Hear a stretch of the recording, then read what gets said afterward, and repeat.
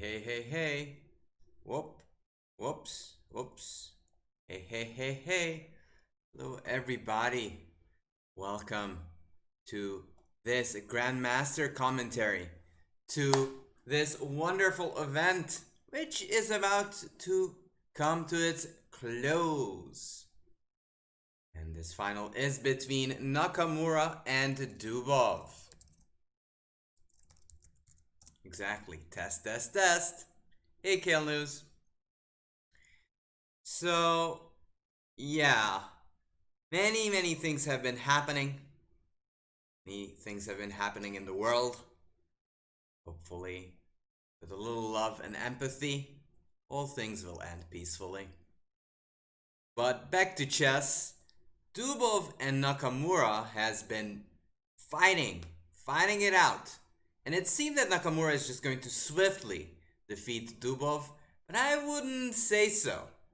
Especially as we've seen in the previous round where Dubov struck back. And she's kind of going to ask this question. I'm curious about, who do you think is the big favorite at the moment?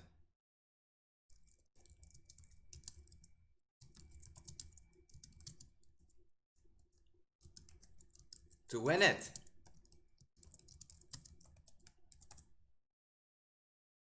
Hey Edgar Saint, how are you? How are you doing?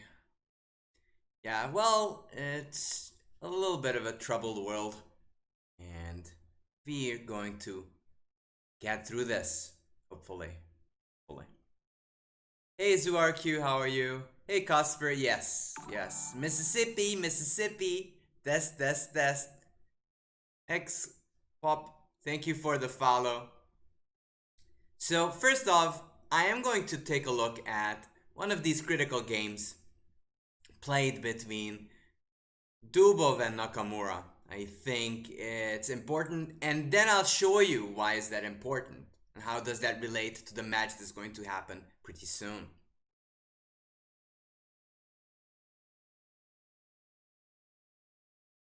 You think Hikaru is more stable? Yeah, that is true. Probably Hikaru is more stable, however, as you shall see. So I'm going to get into that. I'm going to show you what's going on. There are many things going on, Kasper Vlad. But I think from both sides in protests, it has to be empathy first and a little love. Without that, contempt never resolves any problems. That's what I'm saying. Anyways, let's get into it. So here we are. And we're here in study number 1. So Nakamura Dubov. Already this was a 1-0 lead for Nakamura. But I think his choice was again what he calls a clean style.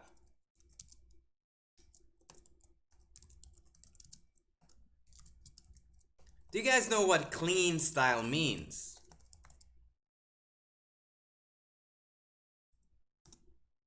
So he goes e4. That's not surprising. He plays e4 these days 90% of the time. c5, knight f3, knight c6, c3. And I mean, even though this move isn't bad, but to be honest with you, I don't like it. I've played it, honestly. Have played many wonderful games against William Pascal. Even I think some miniatures under 10 moves. But c3 is objectively not the best move. However, it does fit into Nakamura's perspective of playing clean chess. Now, I'm putting out these signs of clean chess, but it is something that does exist. Meaning a chess where you're trying to keep it as positional and flat as possible. Just keeping it flat, no tactics, just positional play, so more of strategy than anything else. In fact, I think he should have, and he might actually choose in the finals to go for bishop b5, or just the main weapon d4. Probably wasn't quite ready for some Sveshnikov action with d6. Or bishop b5. In both cases, I'm pretty sure he expected some novelties, so he wanted to strike first with some c3 Alopin. So is the tactical game dirty then? Well, we've got to ask Nakamura that question. I have no answers here for that one. So c3, knight f6. Now, you can go for d5, but that would actually play in the hands of Nakamura, where he could get this type of solid structure, where black actually has less space and unlikely to get better. And that's something that Nakamura is looking for. He tries to get slightly better advantages. He couldn't really go for the Marozzi bind. Marozzi bind only happens when black gives you the time to play c4. But in this case, if c4, e5 happens, and you'll never have enough pressure on the d4 square. And if you play d4 takes, knight f6 is played for the intention to stop you from playing c4. That being a very crucial idea there. Anyways, c3, knight f6, complicating the game. e5, knight d5, bishop c4. d4 is the other main move. Bishop c4, bishop b3, c4. And that's actually one of those positive sides of Dubov's play. Dubov always aims for an aggressive, exciting game.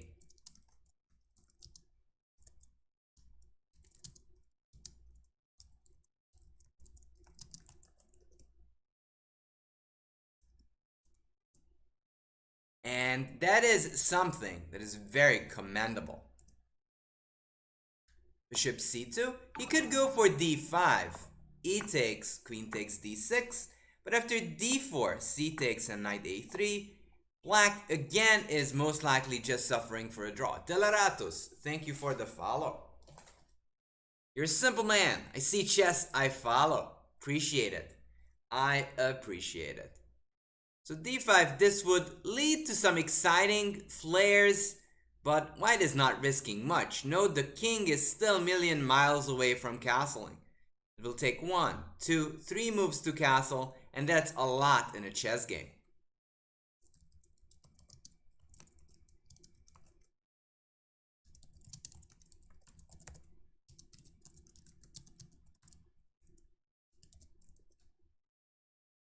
So he naturally goes for c4, which is exciting.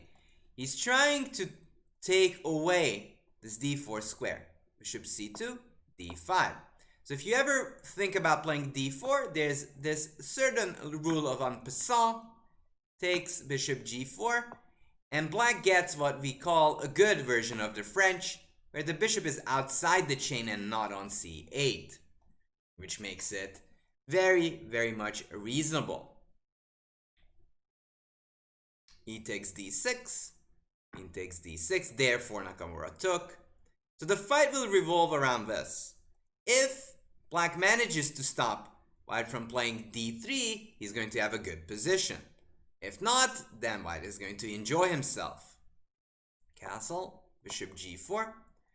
Why does black play bishop g4? Because he wants to hide the king as quickly as possible, as white is almost ready to start bothering the pawn on c4 and maybe eventually the king on e8.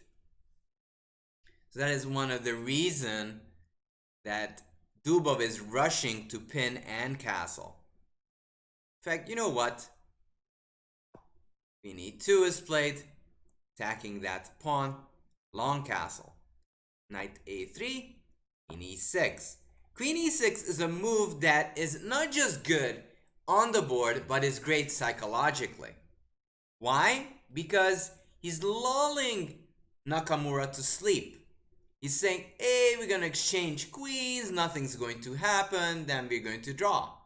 However, that's not the true intentions of Dubov. He says, okay, once your queen is gone,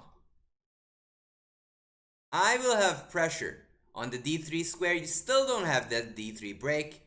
And eventually, because of the lack of space, I will be better. Which actually will turn out to be true. Hey, Harsh the boss. Hello, people. There. Queen takes, bishop takes e6. And the computer, like at the early moments, suggests ideas of knight g5. Bishop d5, knight takes h7. But even if you are just up a pawn, there's still a lot of pressure on this square. Also, oftentimes you've got to consider this idea of g6 just trapping the bishop.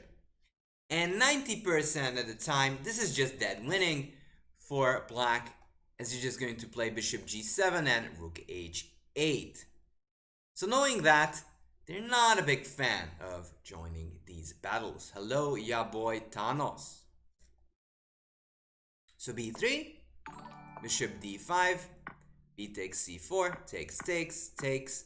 And here we can kind of exclaim 250. Thank you for the follow. You can really say black is clearly better now. Why is black better? Well, he has a control over that d square, and there are many pawn islands in white's position. Hello, Chespru. Driorot. Riot? Maybe, I don't know. So anyways, bishop d3 is a possibility. Rook e1, bishop d3. Just eliminating white's good bishop.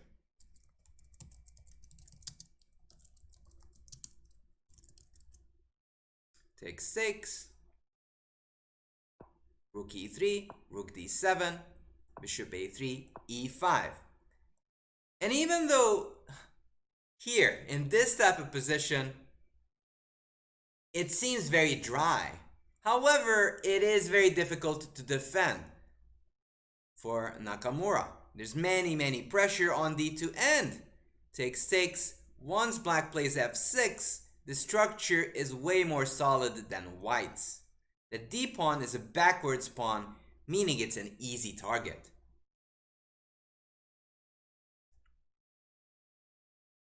h4, f6. And so far, I'll have to be honest with you, the tactic of playing a clean game just didn't work. Why? Because yes, it's a clean position, no tactics, but is it fun to play this position with white? Not really. You have no space. Black has an easy plan.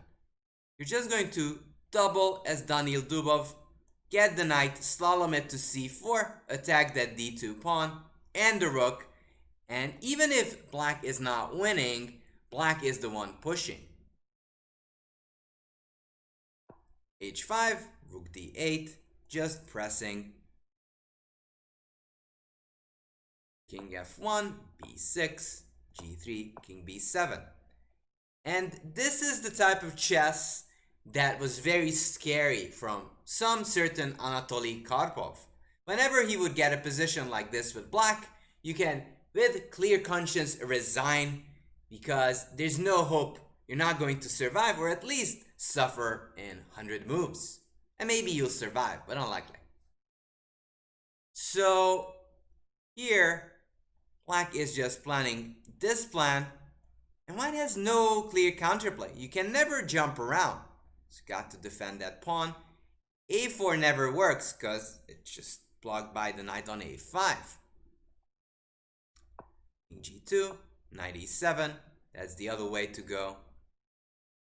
Rook e4, rook d3. Blocking and fixing the weakness on d2.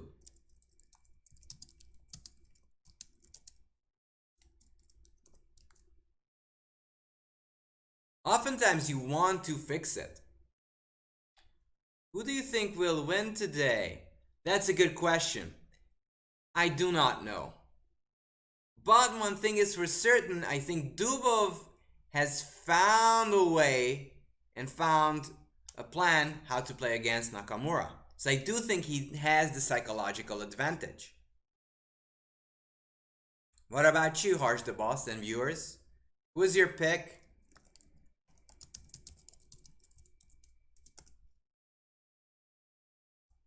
Rook d3, a4, knight c6, and coming back.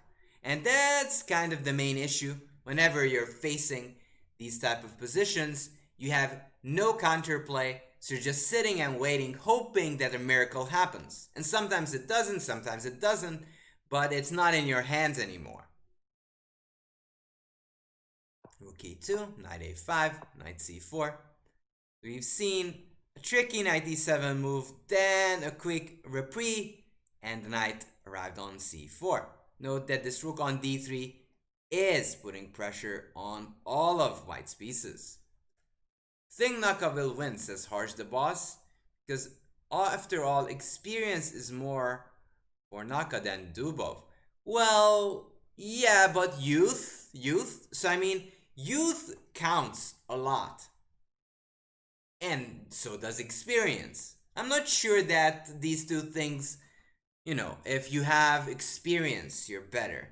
Who knows? Sometimes youth is more important. But okay, I get what you're saying.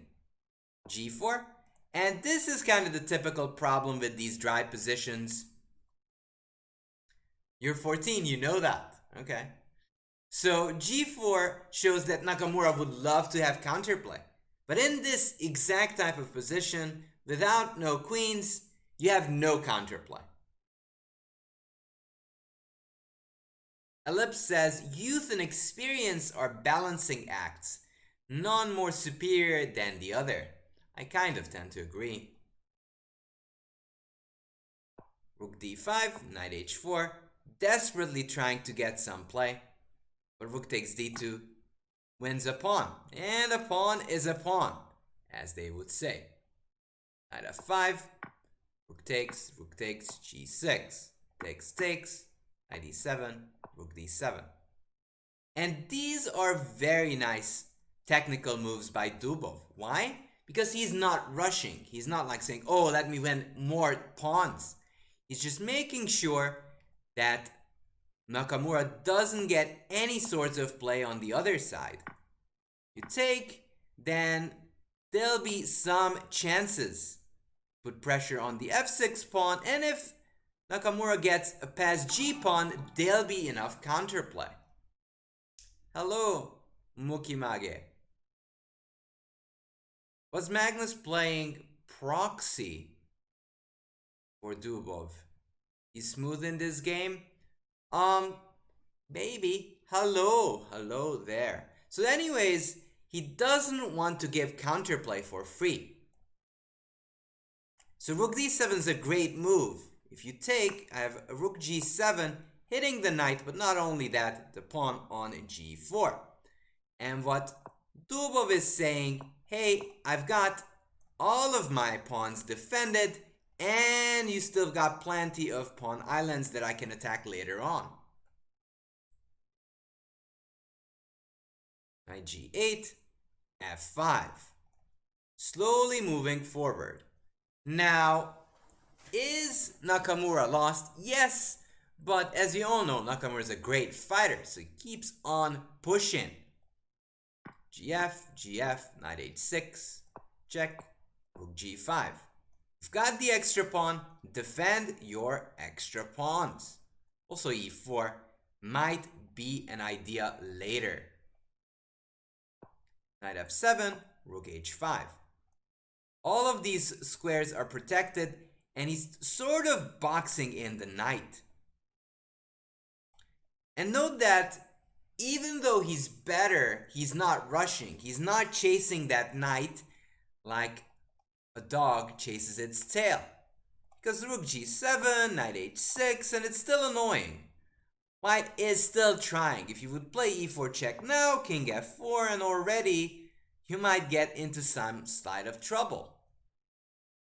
So no rush, just block that knight in. King g3, rook h7, knight g5, rook d7. For the uninitiated, you'd think that, oh, nothing is really happening. Dubov is just maneuvering around, moving this rook around. Well, this knight was on g8 attacking the f5 pawn. Now, from g8, this knight moved to g5 and no longer does it have a target. Note that this knight will need 1, 2, 3 moves to attack that f-pawn, which is a lot in chess terms. 3 moves is a lot.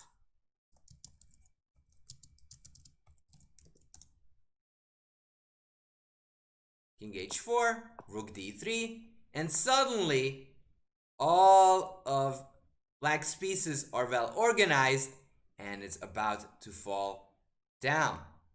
Even if you go, black can start rolling with the pawns or bring the king and pawns in. King h5, king h6, king c6, f4, and this is agony. Black is just completely winning.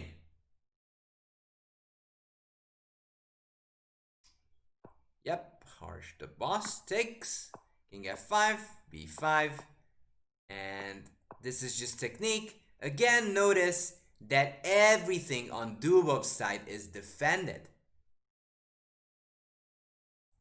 There's nothing you can see that is undefended, except maybe for the knight, but after king b5, it'll be defended.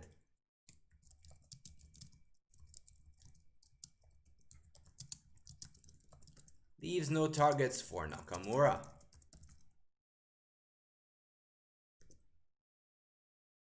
Rook d8, knight b6, king e5, b3. He gives up the pawn, but it doesn't really matter. The b pawn is going to queen, and that's the thing that matters. Rook d6, king b5, here, king d4, knight c3. And he resigned, because after rook c5, once you move the knight, there's rook d5 check, otherwise the b pawn promotes. Here, you lose the rook. This knight was defending this rook, but once it was driven away, you're lost because of this idea. Also, if you go here, then there's check, and slowly the b pawn promotes. Yep, same time as yesterday, Shmukuluku. So this was a very important win for Dubov, and a painful one for Nakamura. And to be honest with you, here Nakamura's strategy of playing it clean sort of failed. He went for a fairly simple position instead of a complicated one where he has chances to muddy waters. He went for c3, where I think he really should have tried to go for broke with d4 and bishop b5. And that kind of reminds me one of those things that a famous Grandmaster once said, who beat Kasparov, by the way. His name is Ivan Sokolov. Ivan Sokolov said, once you get the advantage in a match or in a position, you've got to try harder. Not that you should relax, you should try harder. And that's what I think Nakamura failed to do in this match. He didn't go for broke. He was very content on holding the match situation. But for one reason or another, that just didn't work. Especially because once they got this position, this got very strategically risky. He actually said, if I don't break through, or if I don't manage to play d4, you will get the advantage. So he actually was playing risky without ever noticing it. And it probably was a psychological mistake in his preparation.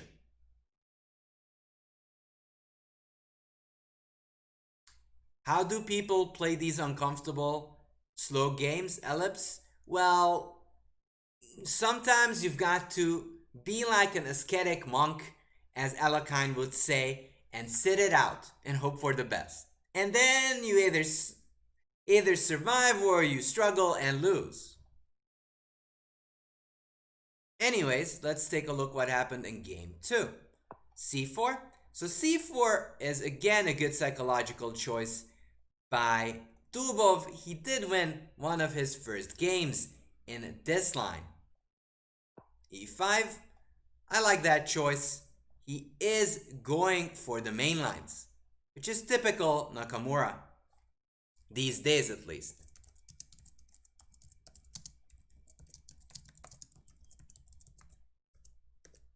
Going for the main lines.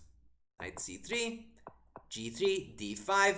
There's other moves here like bishop b4, played in the Karpov-Kasparov matches. But since then, a lot has changed. d5 kind of surpassed and was played in the Anand Topalov match.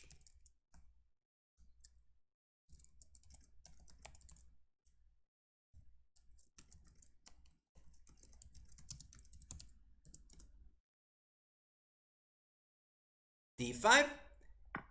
So basically, black is playing this variation.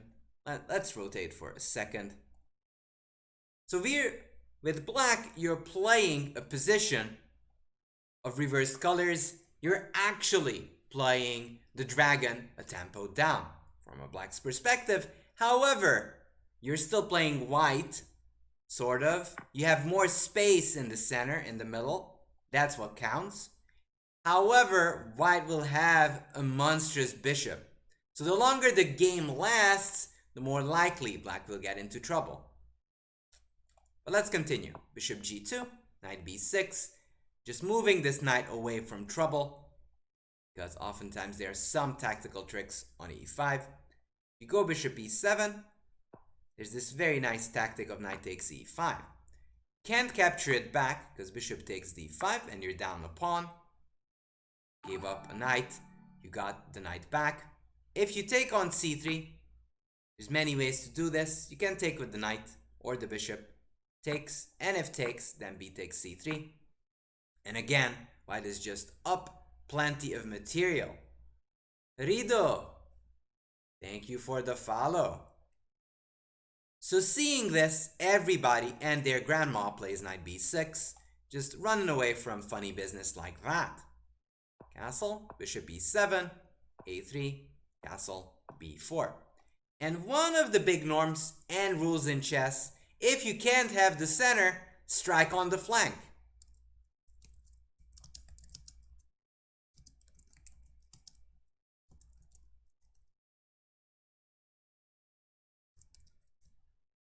You can't control the center.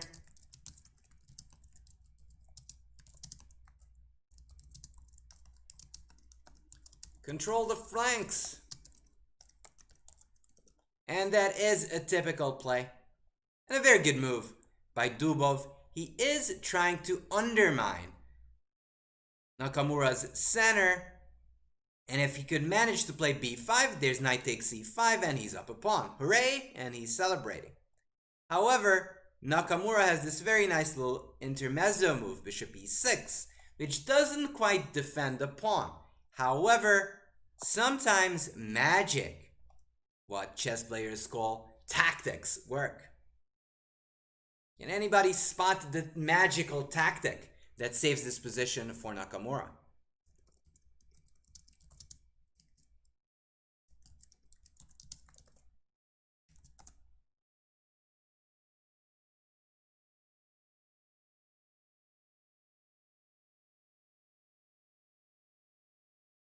So if they attack you, you always go forward.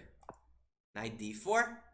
And for the uninitiated, you'd think, hey, free pawn.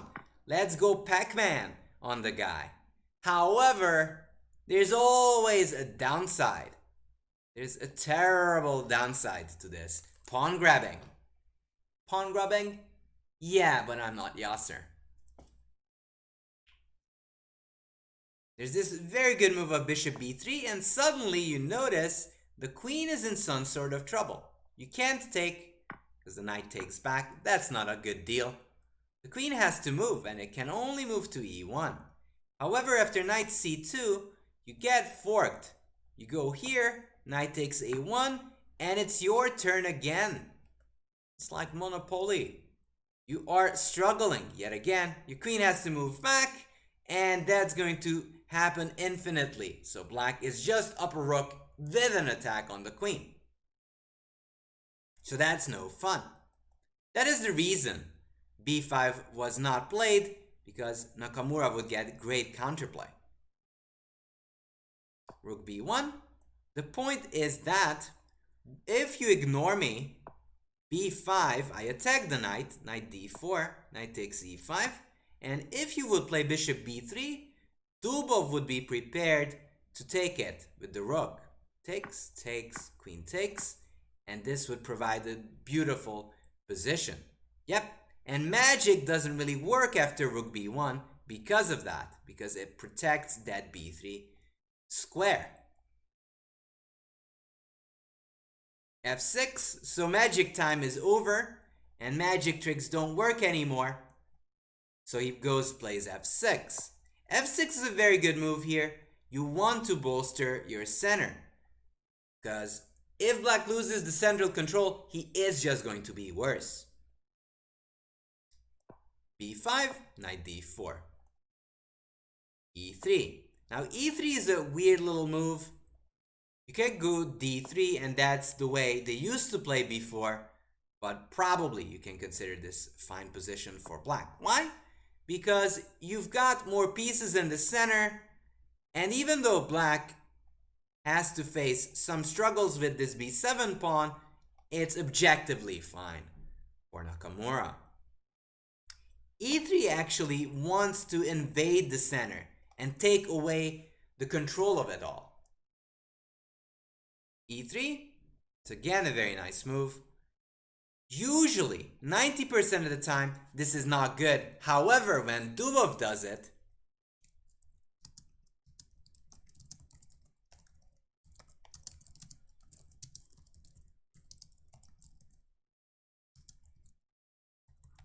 it's probably good. I add it's probably good because we never know. The jury is still out to decide whether it's good or not. Knight takes f3, bishop f3. He's trying to put pressure on b7 and expand in the center. So if white manages to get both the center and the flank, that's a win-win situation, right? That's what you're dreaming of. It's like you're not only having the wife, the apartment, but you also have your dream car. What else can you wish for? Queen c8. Noting that this guy wants to take the whole apartment and the wife and the dog and the kitty cat. How rude. Nakamura is preparing to go rook d8 and put pressure on that d4 square, anticipating to happen. Exactly, not the dog. Hello, pushed pawn. a4, a5. So as you can see, white is about to win a lot. He has more space. Has this bishop. Very, very aggressive bishop. He might gain the center. He might get more guys in there. And he might start pushing the pawns. Can he really make that happen? Not really. You can't do it. If you let it happen, then you're just going to lose the game. Bishop h3 is always a possibility, Alexandra. However, maybe at this moment it would be a little suspicious to bishop takes b7. Takes, takes, and you might say that takes and there's bishop d3. However, this is the dragon position reversed. So after queen takes f1, white gets amazing compensation for the rook. That is the exchange. So white has a bishop for the rook and a pawn. But look at that white square control. White square control everywhere. And it's kind of like the Milky Way. White can press on it and black can never come close there. Ever. With fantastic compensation. And as we all know from our practice, as I played, and many of us, and including Nakamura, has played the dragon, know that this compensation is no fun. It's usually very painful. Just like you losing your dog. Anyways, knowing that, he goes queen c8, which is a very strong move, defending the b7 pawn and trying to stop this d4 advance. a4, a5. Nah, you ain't gonna roll me over like that. b8, rook takes a6, and it works. If white would manage to play a5, everything would collapse, because once the b7 pawn falls, it's the end of the game. So you can't allow that. Not at all. d4, rook d8, and you can see that Nakamura is just in time to hold up the advances of Dubov. Queen c2, bishop f5, queen b3, bishop e6, queen c2. And you see this repetition, and you might be wondering, okay, so these guys want to draw. Not really. But Dubov is showing that, hey, I'm the one pushing, you're the one suffering, you kind of giving me the option to draw, but I'm not taking it. Don't think I'll ever take it. Some psychological warfare going on.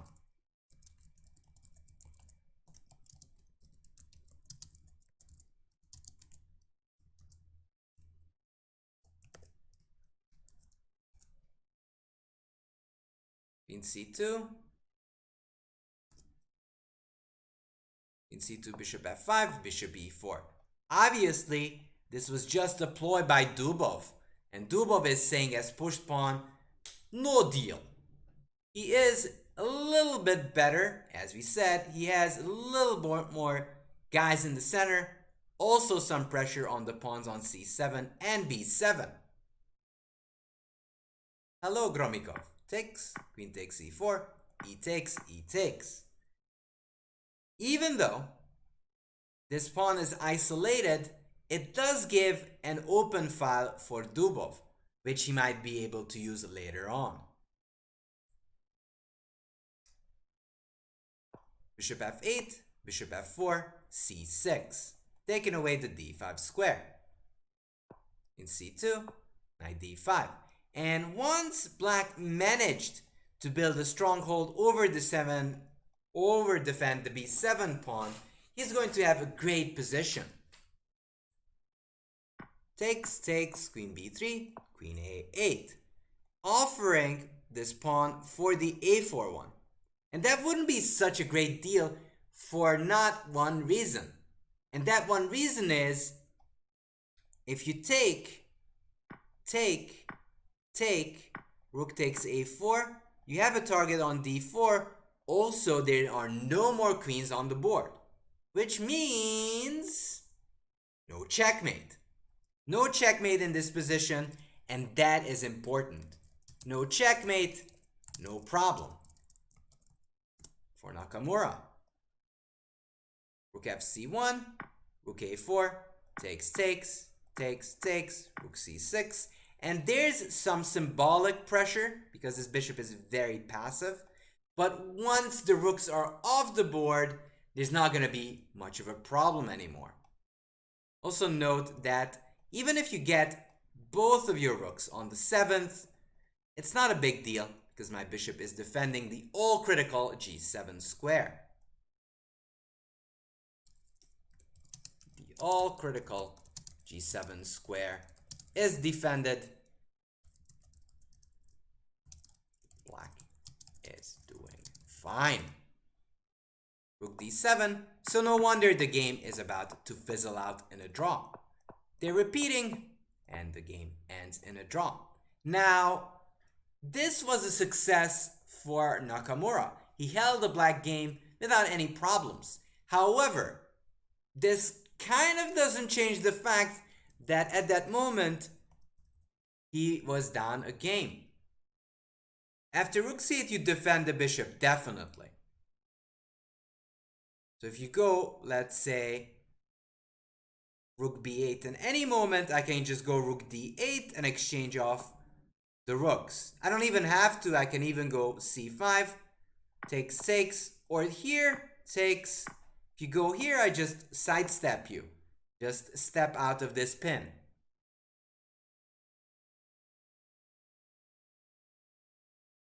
So you just step out of that pin. This is only dangerous once this king is stuck. But if the king has time to drop to f7, bishop e7, there are no more targets left. No, sure thing. Sure thing. So after this game, Nakamura was down a point and he's still playing too clean, meaning not much action going on. He's going for simple positions instead of going for complications. Let's see what happened in game 3. Game 3, he's playing white.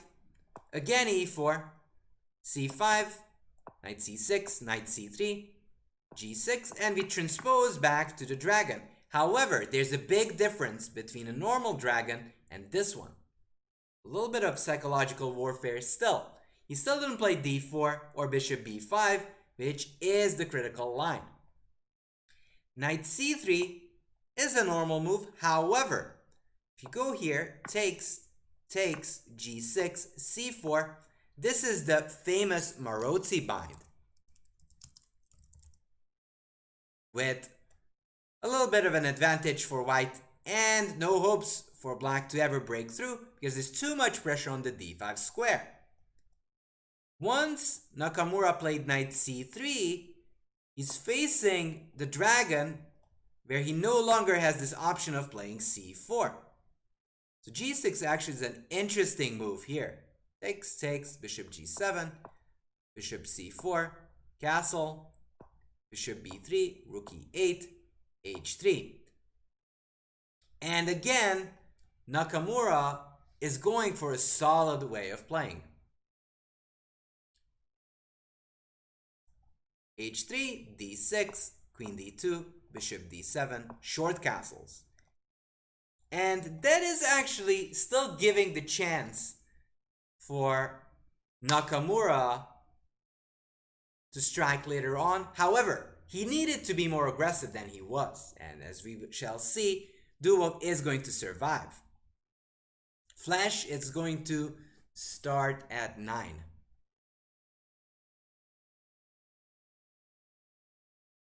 Castles, knight a5, bishop h6.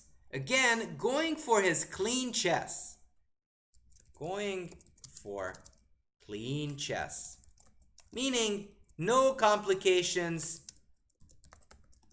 as Nakamura would put it. No complications, just solid moves.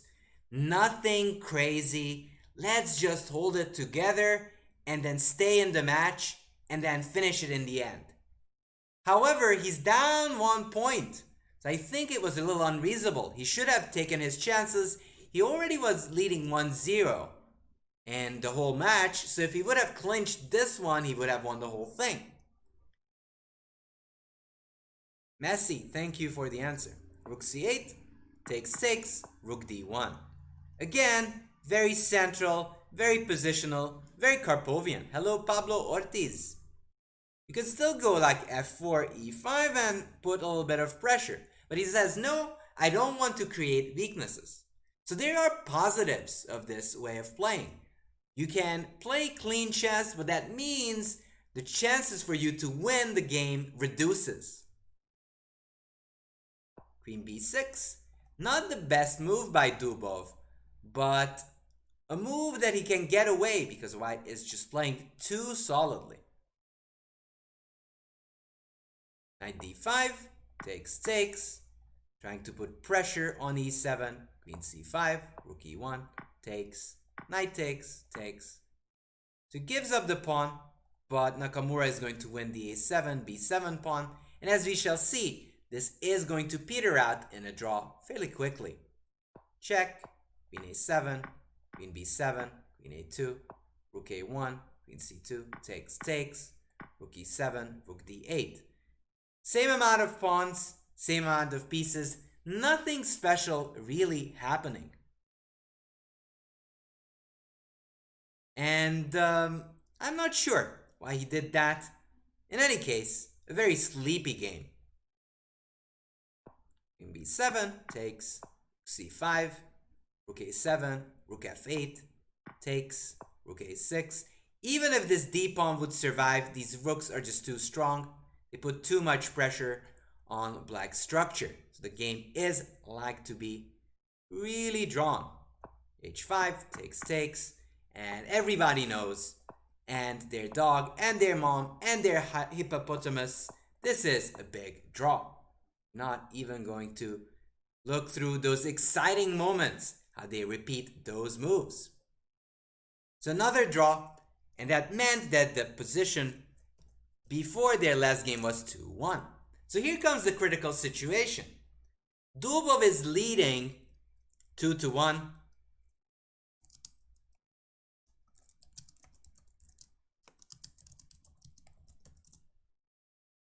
Dubov is leading in that case and that scenario. However, he is going to try a bit harder, meaning Nakamura will try harder to equalize.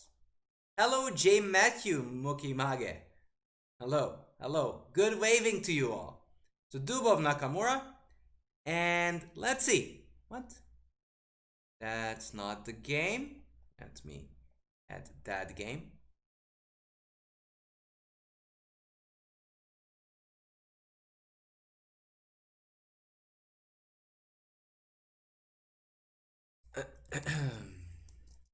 Yeah, so in any case, Nakamura had to win. If he wins, he gets to the Armageddon and pretty sure that he would be the big favorite. Hey, Octi. Let's just add this game.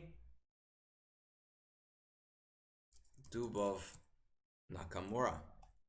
And this game is actually critical from this perspective. It's very critical. D4, F5. And in fact, the fire in Nakamura's game was missing this second match. But in this game, he comes back with a vengeance. He's trying very hard. But to me, I'm not sure that he was in time. Obviously, he was late. But he definitely could have tried to clinch the match earlier on. However, he decided to strike now.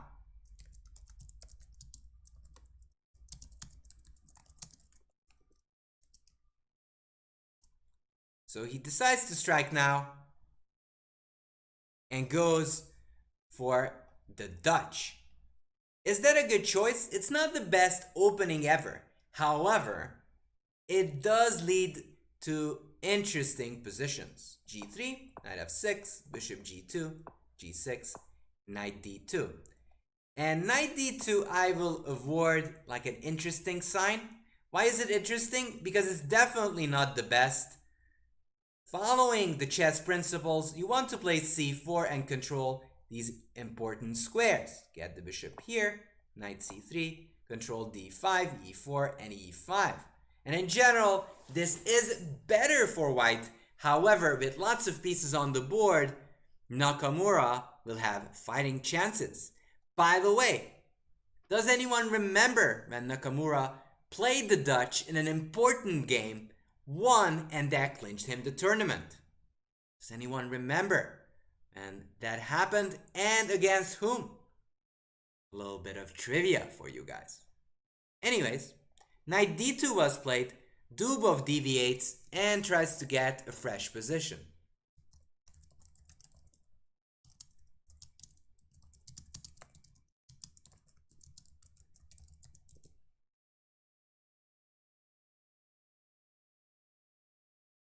Knight c6, knight f3. So let me help you just a little bit. So he did play the Dutch variation, and he played none other than a young upcoming prodigy. You can't lose your tactical ability if you never had any. Well, maybe you can regain it from your past life.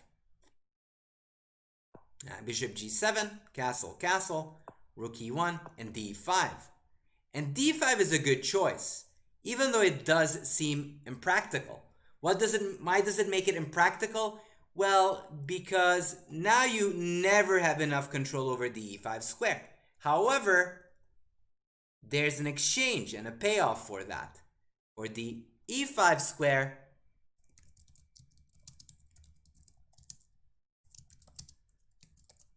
e5 square. Black does get the control of the e4 one.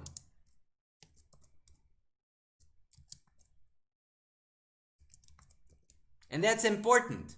He's going to get an imbalanced position, what is very important. So this is between Nakamura and Dubov.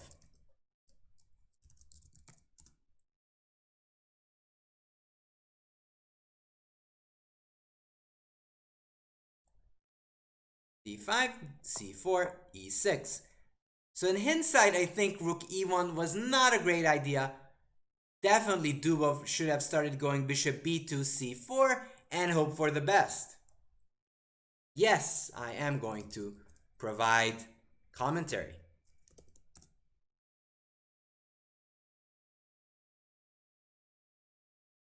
Okay, so b3, bishop b2 would have been better. Played d5, c4, e6. And because of the closed nature of the position, and with many pieces on the board, Nakamura has ample chances to win. By the way, if you didn't know, I'm going to give you the answer to that trivia. So Nakamura did win an important game before with the Dutch versus the young Jeffrey Zhang.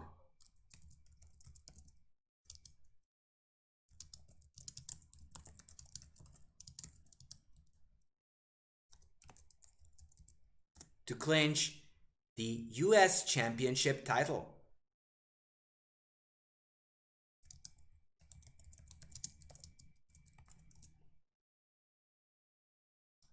b3, knight e4, bishop b2.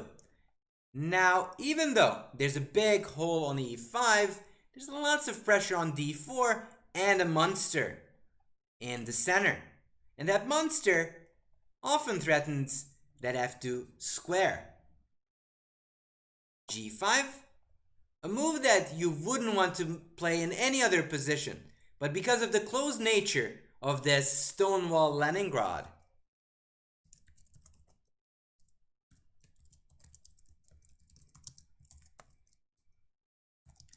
this is gaining space,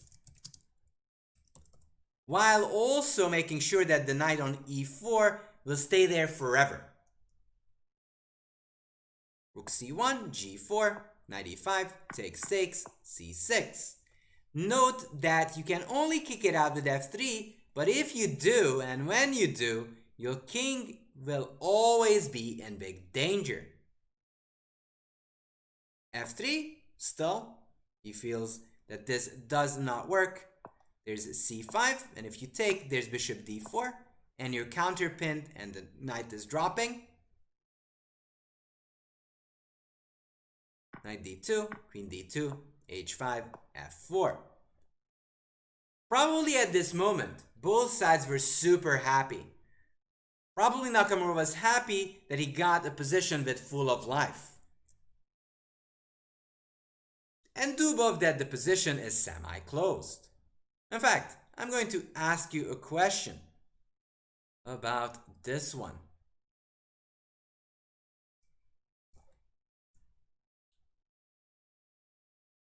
Which side would you take in this position?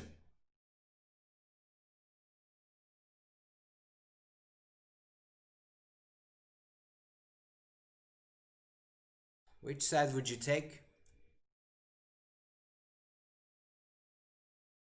So you've got to make a draw with white, and you have to win with black. So Kasterblad is saying white is slightly more developed at the moment, but both kings are unsafe. That's not true. In fact, both kings are safe. Maybe if one king is unsafe, that's the king on g1. Strangely enough.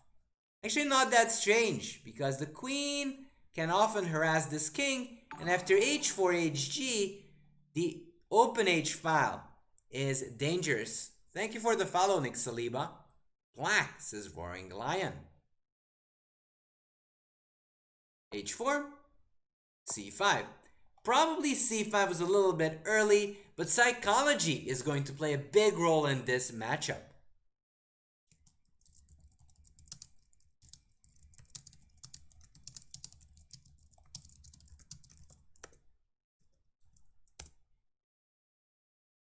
Yeah, black could try to attack on the H file, as Messy Answer is saying. We'll probably get too much counterplay in the center. I'm not sure about that. CD is a possibility, but obviously Nakamura would take with ED, bishop e6, and he might start rolling those C pawns in the future.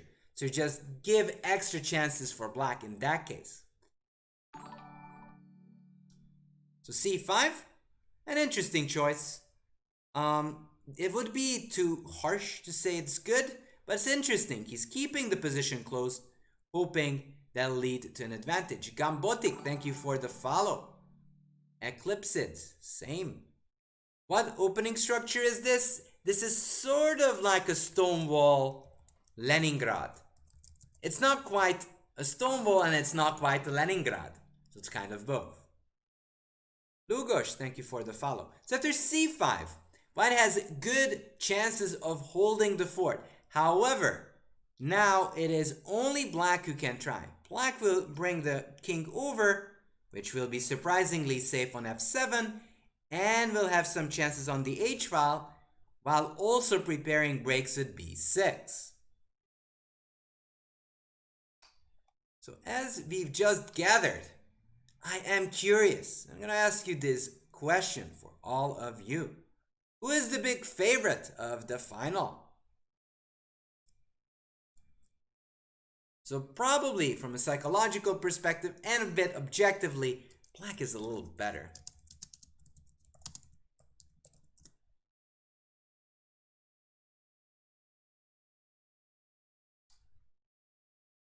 So just posted a good old poll. And if you're interested, feel free to type your answers there. So king f7, very good. The king is safe over there, also preparing this maneuver. Note that he's not showing his intentions. He'll never take immediately. He kind of keeps these options alive. You should be scared. You should be scared. Bishop d4, just trying to stabilize, defend those guys. So bishop d4 is a good move, just stabilizing. Rook h8, bishop d7, bishop f8. No reason to rush. And that is one of those things that grandmasters do really well. They do not rush.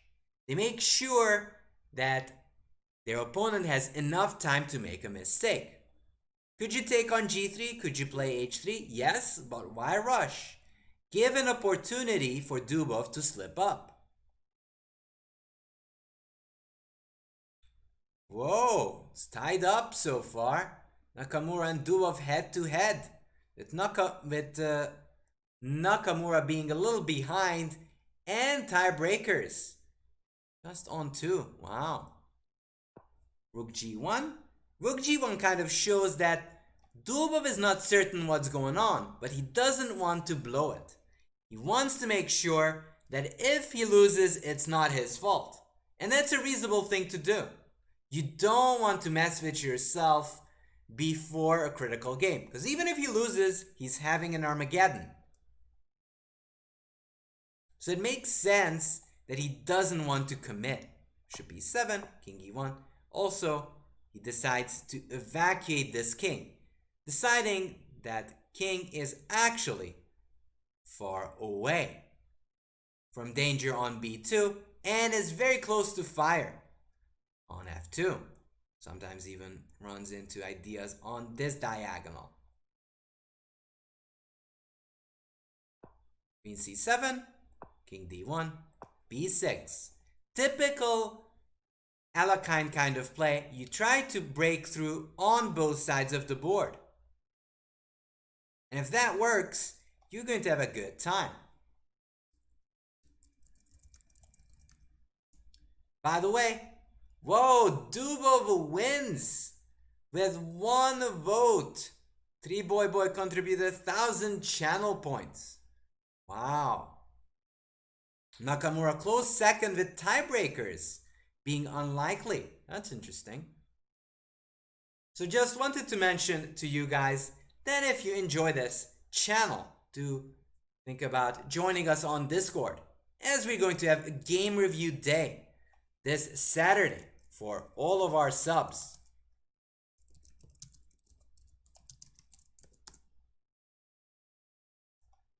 So anyways, b6 is a very strong move, putting extra pressure, and that's what you need to do in these big matches.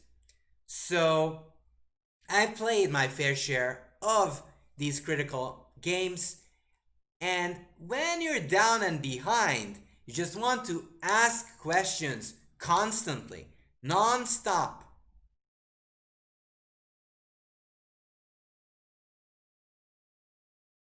So queen e3, he's trying to hold the fort. He's trying to say that, hey, you can exchange if you want to, but I'm not going to go down easily. Not at all. So if you want it, come and get it. Queen b7. Again, a typical sly little move, eyeing this side of the board.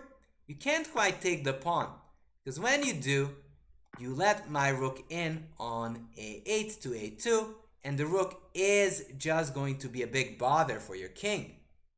That is something you don't want to see. That would be very annoying. Rook c2. Again, you can see a waiting game. Nobody is telling what their true intentions are. Not at all. Rook b8. I still like this move. Saying, hey, I might want to open it up, but I'm not telling you yet. I might change my mind along the way. And here, it was funny. I was looking at this one in the chat, this position, and I was considering, I looked at the computer and the computer said, hey, here h3 is a great move. But to be honest with you, h3 here just doesn't feel right for a human. You've been defending for like 14 moves on the king side just not to get crushed there. And now the computer would say, hey, play h3 here. And even if it's good, it's very unreasonable for a human to play h3 at this moment. And even though people thought I meant it in a different position, I really meant it here. h3 here for white does not look reasonable. You were trying to defend, and I don't really see the upside of white trying to be aggressive on the side where he's outnumbered. So it's very reasonable that Dubov did not play h3. King e1, queen a6, h3. A move that is very strong, saying this bishop is going to get really passive. Bishop f1, bc, bishop c5, rook b5, takes, and let's stop right here. What did black achieve so far?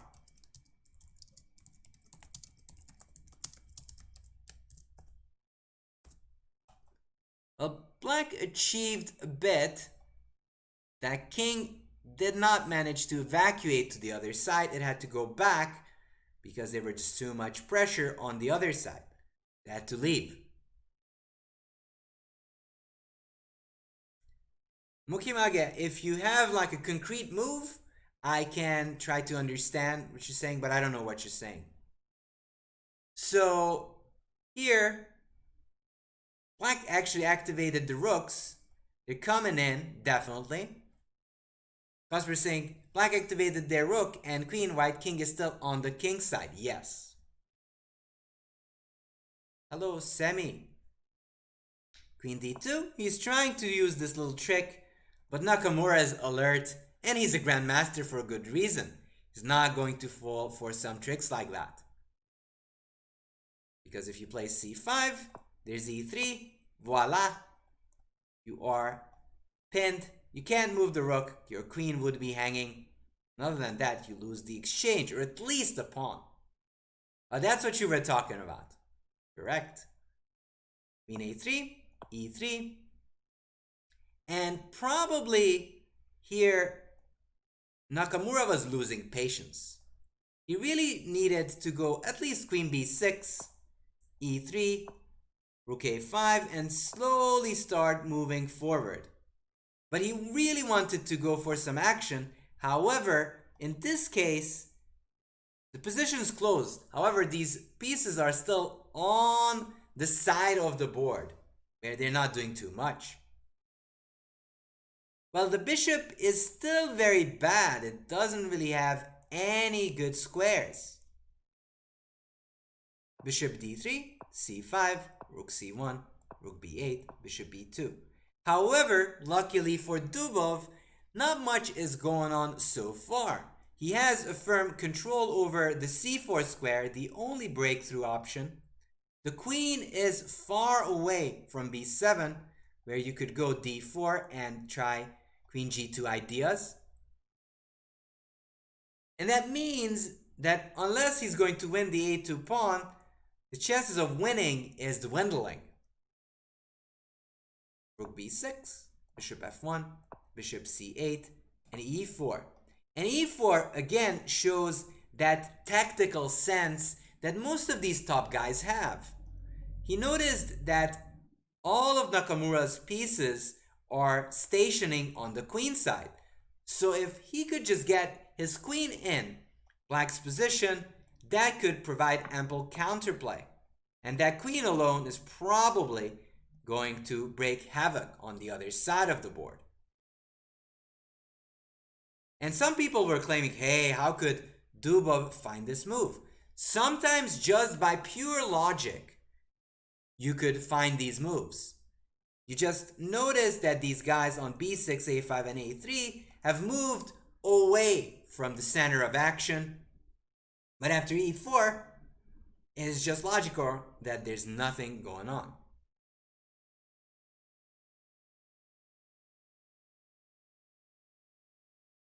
So black does need to cover that up. Any bishop b5s, you always have to consider rook c5 as an idea. Bishop c8, e4, a very nice move. If de, as far as I can see, rook d1 and queen d8, and with these guys still on vacation, it is only black who can be in trouble. d4, keeping it closed, but d4 means there's never ever a moment you're going to break through with c4. And if you can't break through with c4, and you don't have any tactical tricks along this diagonal, your chances of winning just falls flat. Bishop d7, rook e3, queen b4. Queen b4 is kind of admitting that he's not going to win this game. And that kind of means this is just ending. Queen takes, c takes b4, ef, ef, rook e2, bishop e6, rook d2. So this was a big success by Dubov. He fended off the attack. And there's one thing that Nakamura should or must realize. He might be a little bit vulnerable to tactics.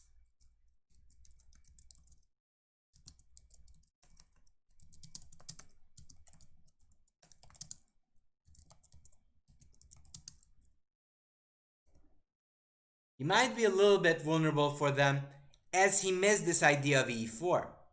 Which is not that hard, by the way, to spot when you just realize you moved all of your pieces away from the king.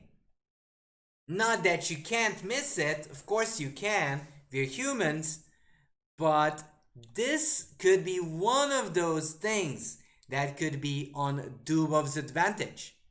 Nakamura is going for very clean positions instead of getting aggressive. And that can work against him in these tactical positions. d4, bishop d3, back to the game, ef. And you guys are saying that there were winning chances for Dubov. However, this is a match tournament. So if you win the match, you don't care. The only thing that matters is to win the match. So if you can win or draw, if draw clinches the match, they're going to make a draw. They're going to be very professional about it. Rook e2, rook here, bishop c4, takes. Again, he could take on d4, but why not clarify the situation?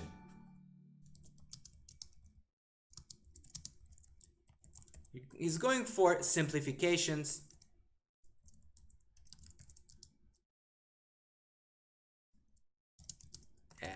draw clinches this match. Bishop takes, rook takes, takes, king e6, king e2. He's not trying to win. He's actually just trying to hold.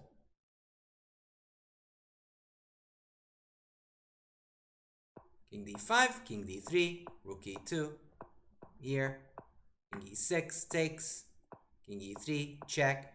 So Nakamura is still trying to set up some technical problems, but it's just not enough. Rook e3. Dubov is obviously happy with the idea of drawing. Rook g2, which is a nice little move, just annoying Dubov, but it really doesn't do that much. Quinn is asking, isn't just a common theme to always look for pawn breaks? Did he miss it, or was it just unavoidable? No, I don't think he missed it. He could have missed it, like everyone can miss these ideas. However, it didn't matter at that moment. Once e4 happened, so e4, that's probably the thing that Nakamura might have missed. Anything else, any other pawn breaks, if you're talking about those things, I'm not sure he missed those. But it didn't matter at that moment.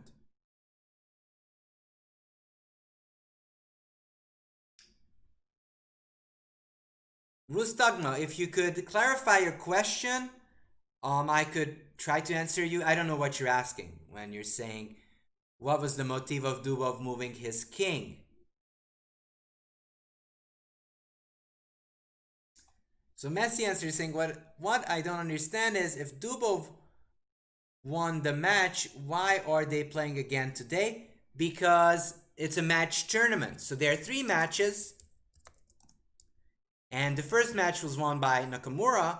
And this is the second match, which it was won by Dubov. So it's 1-1 match points. So this is the third match.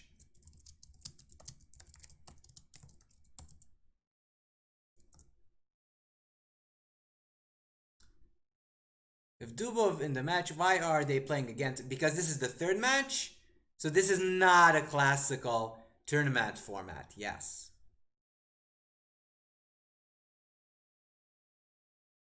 Yeah, this is the great finale. Yes. Exactly, Palam.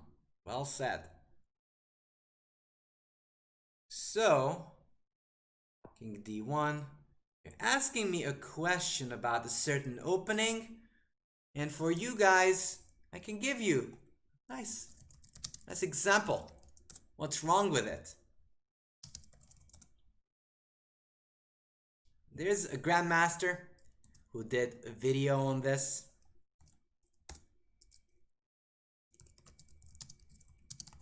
So if you're interested in that topic, I'm not even going to get into that. Check it out. I just linked that video. Mustafa is saying, I meant that moment when the black pawn was still on h4. Yeah, okay, so I'm going to go back just for that split second. So the reason he moved this direction because he thought the king will be safe there. Then he realized maybe on the second thought the king will be much safer on the king side because it's much harder to break through there than on the queen side. That is probably the big reason.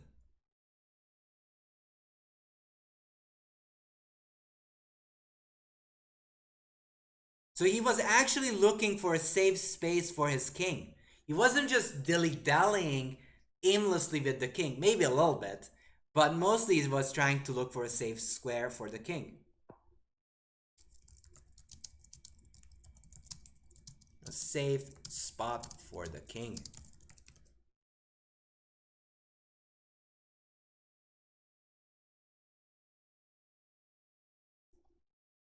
So here, let's go back as we're almost about to get ready. It says again, Dubov just goes for simplifications. He's just trying to make sure that there's no funny business. A draw is clinching him the game. Takes. Rook g2, messing with Dubov. If you take, then the pawn would promote. King d1. They're just waiting around. And e6 again is a clean move.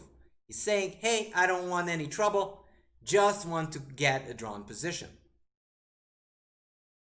Takes, king d3, king e3, and there's no breakthrough. All these critical squares are blocked off, and the king is just going to go back and forth, and the draw was agreed. And that is kind of the reason he clinched. He was going more aggressive. Dubov was more aggressive in this match.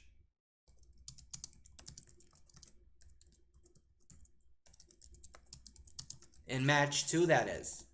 In game 1, Nakamura was playing the better chess, let's be honest there. Yeah, I mean, Nakamura had to be a bit more circumspect with maneuvering, but if you relook the game and those pawn breaks, he missed the pawn break there with Stagma, and once he did that, the game was very close to a draw already.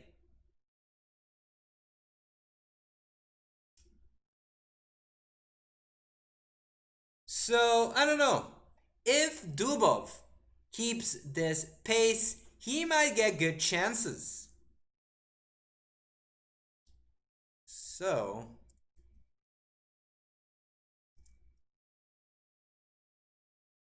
thinking about that, what do you guys think? What will be the game result? What will be the final result?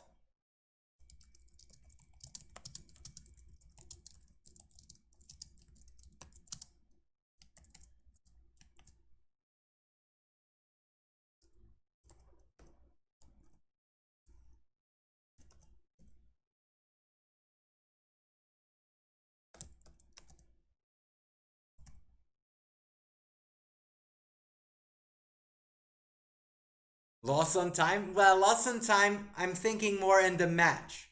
So I did post up a poll. Curious, what do you guys think will be the end result? 3-1, 2-2, 2.5, 1.5. Will we see a tiebreaker? That's actually a good question. I wonder myself.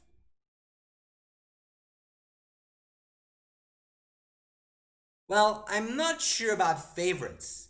So I definitely think that Nakamura is the more consistent one. Nakamura is more consistent, but I think Dubov has a slight psychological advantage.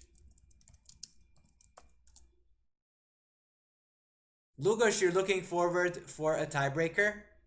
Yeah, it could be fun. But it really depends, and I do think that Nakamura will have to step it up. The way he played this Dutch game was good. He played really well. He was the one pushing. If he would continue to play in this same strategy, the chances of him winning the match will be higher. If he's going to be staying on his clean side, playing it clean, I think Dubov will be at an advantage. In Armageddon, what do you think is the better side? That's a good question. Sometimes white is good if you're fast and you can put pressure. Naka has many new fans. Is that good or bad for him? Yeah, who knows? Time will tell. It's good to have new fans. I don't think there's anything wrong with that. Yeah, but it's good when you feel supported, chess student. It's important when people think that you matter. And that comes, there were studies, by the way, like student studies, that people who got more praise did better. So, hey, it's good to have a following. More fans, more power, says Rustagma. Wow, nobody is going for a 3-1 result. Wow, nobody's predicting such a big blowout. Wow, that's interesting. All right, so game has started.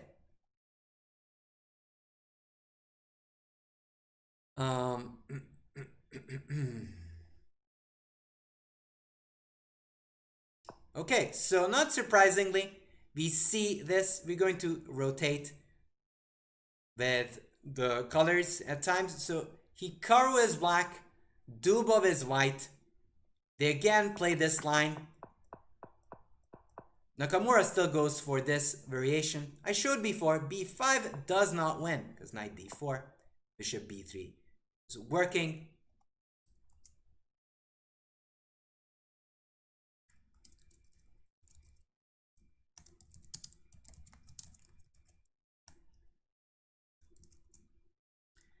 Bishop b3, and if you take bishop b3 and knight c2, and that's the main issue.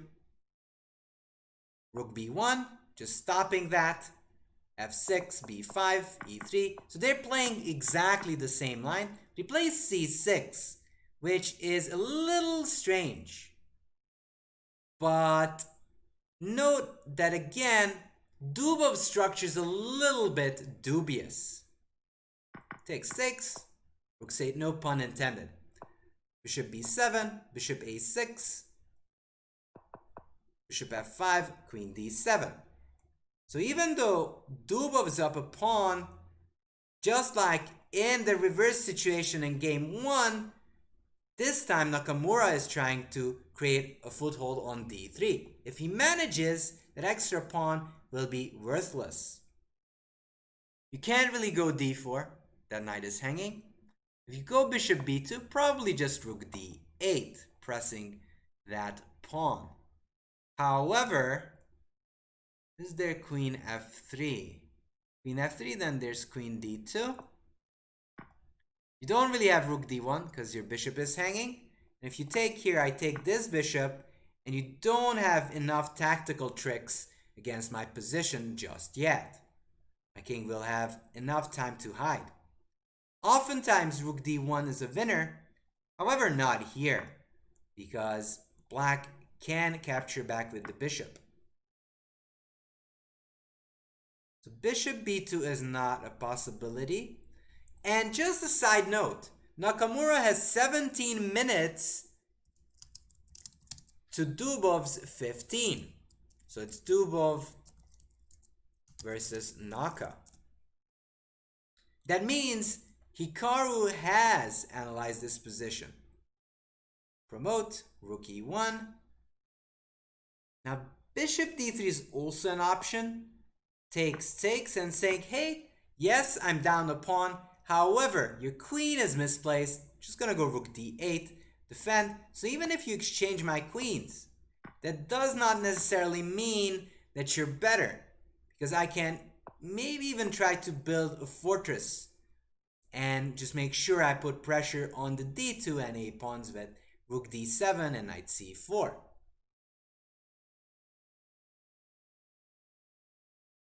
So rook e1, bishop d3 is one idea. Probably not the only one though.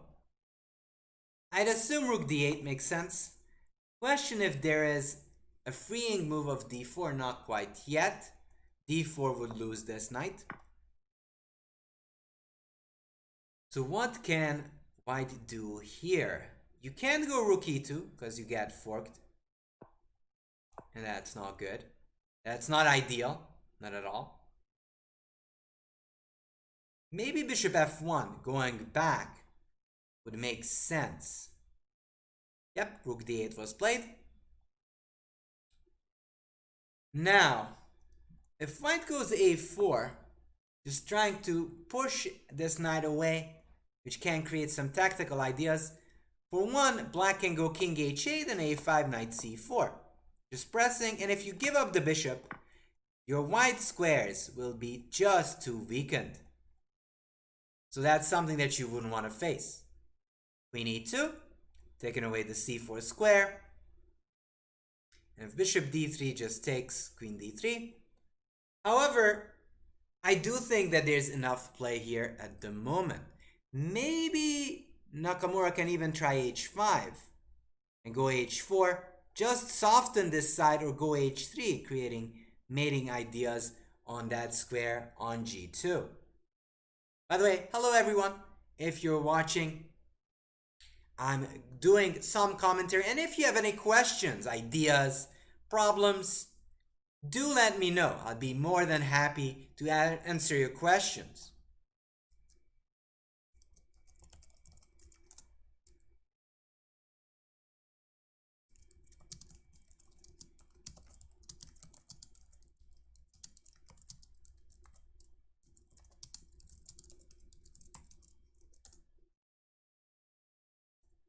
h5, h4. He goes bishop g4. Now, typically known from these positions, there is this sort of repetition. But obviously he goes for f3, bishop e6. So Dubov is up a pawn and he is spoiling for a fight, which is commendable. Plays f3, very much like a martial position. The reason I mentioned this queen f1, bishop h3, queen e2, that this is known from the martial.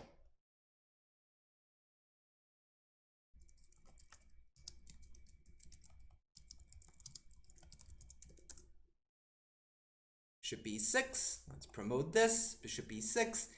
And after queen f2, bishop f1, white will be safe, but that's really not the question. Hey there, Zero Space Chess. Bishop b5. Queen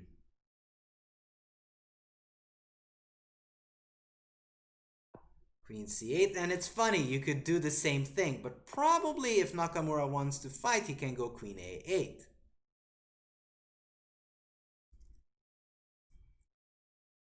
Bishop a6, and he has a choice. He can go queen a8 too. But knowing that Nakamura is being very, very clean and playing it fine these days, he might actually just join and just hold with queen d7. Or he could go here and try to press. And go h5, h4. And because of these guys being a little bit too passive, I do think there are issues.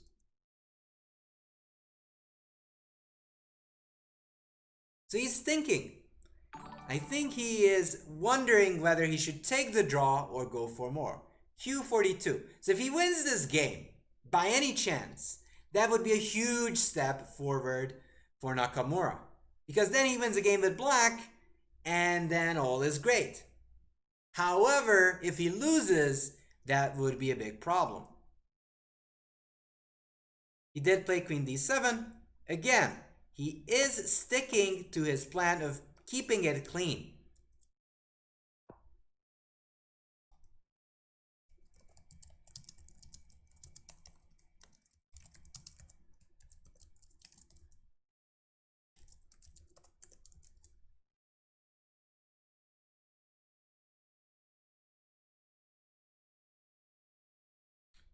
Bishop a6, and I assume they're going to draw.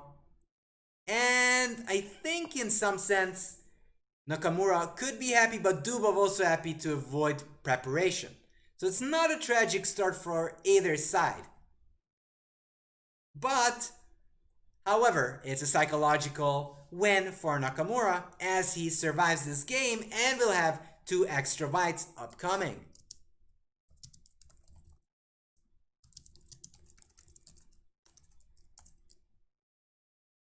It's a good start for Nakamura.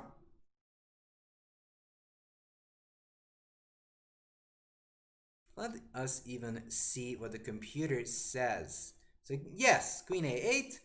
You can play on because the bishop is supposed to be here on g2. And there's lots of pressure on these pieces. To go rook b1. I think I can even try h5, h4 and try to press you. Computer even says bishop f7 and trying to put pressure on the f3 and then double. So objectively, the computer says this is fine. However, this is a chess game. Anything can happen. Just because the computer thinks it's even doesn't mean it is. So definitely an interesting choice by Nakamura. Here, bishop g4. I think there's this idea of queen f1 as well. Yeah. And there is this repetition. It's kind of funny that oftentimes these things get symmetrical. That you can repeat on the other side. And you can repeat on the king side. And then you can repeat on the other side of the board. Queen c8. And yeah, the problem is you can never really move. There's just too much pressure. Bishop b2 runs into knight c4, hitting this bishop and pawn on d2, which would mean that there are big issues there. Yeah, lots of pieces still on the board. Yeah, it was drawn by repetition.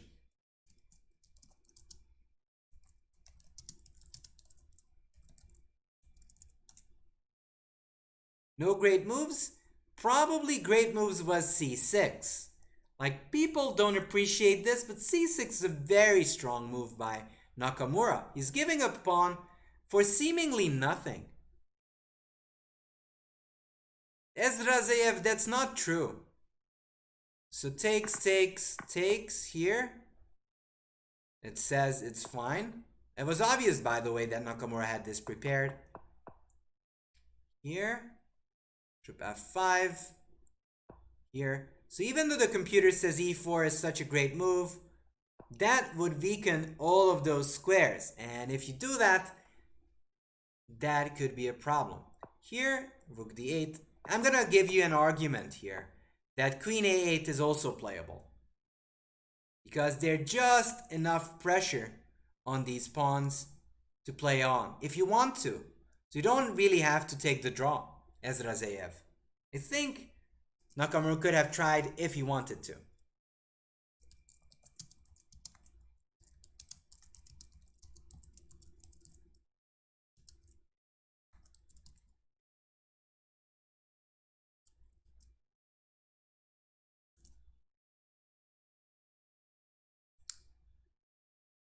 Even though objectively this position is very close to a draw.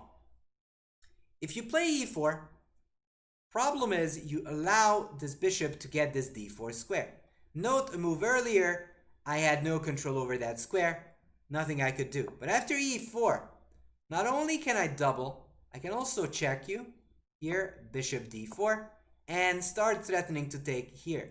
If you go here, I can go bishop c4, takes, knight takes c4, and I'm starting to have lots of tactical tricks. If you go here, for example, I have this cute little move.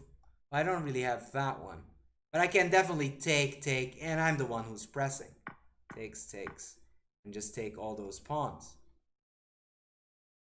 So e4, you already run into some sort of trouble. You've got to be very careful here, Ezrazev.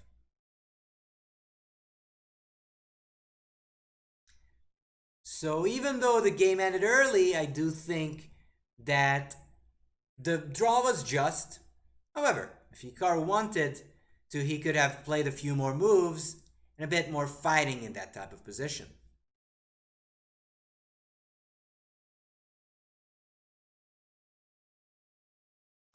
Arzen Arsakian saying, you are the best. Thank you. Appreciate that. Thank you for tuning in. So, yeah, that's an idea, but I do understand. This is a match. You don't want to lose unnecessarily. You don't want to upset yourself.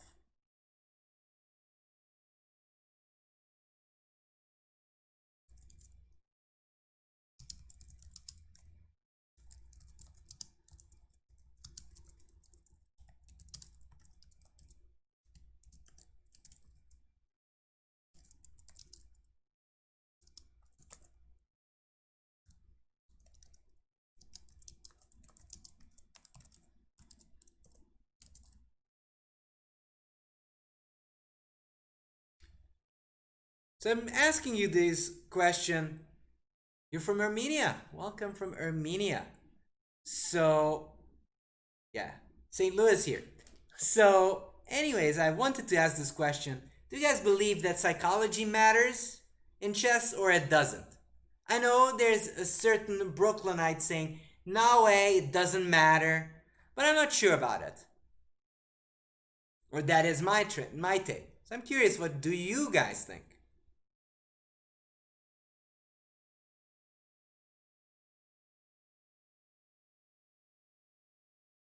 Why not d4? Polo Frito, the issue is takes d4. You can do this, sure, you can play it. Takes. But after knight d5, black creates a stronghold on d5. And after, let's say, takes, black is just doing fine. Might be even better, because that d pawn can become a weakness, and there are other weaknesses on the queen side as well. So in any case, I think that Dubov thought that the best try is to pick up that pawn, go all Pac-Man, and try his chances. Random Moves is saying when you're playing a higher rated opponent, you don't play to win as much, you play more not to lose. Then you end up losing. I'm not sure about that, because I'm not sure that they're really afraid. They're not afraid anymore. On the top, they all believe in their abilities. Maybe the last part you're correct. They don't want to lose. Period. And if they don't lose, they win the match. That's kind of the easy math. So wow, chess psychology matters. You guys rock. You are great viewers. There are lots of commentaries from Robert Hess and Chess24, says Arsen Arsakyan, but your commentary is the best. Thank you, I appreciate it. Unanimous decision, right? Flesh Aha is asking, how do GMs prepare for big matches like this? Is it a mind game to predict certain openings? Yes. And try to find a niche fighting answer? How many lines the GM prepare to meet their opponents? So they do both of them. They try to find the right way to play against them, and then they zoom in on those variations. So Dubov kind of realizes he should go for these more aggressive lines, this dragon, reversed, and the English. And if he can do both, meaning the English and the dragon, he feels comfortable with his chances. Now Hikaru is okay with that, and we're going to see in the next match if Nakamura is going to mix it up or not. I'm wondering myself.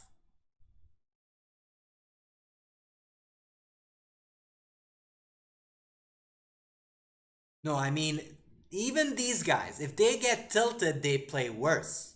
So that's why Hikaru took the draw, because he didn't want to get tilted at all. If you get tilted, that could lead to some bad things. I don't think he is ready to go that direction.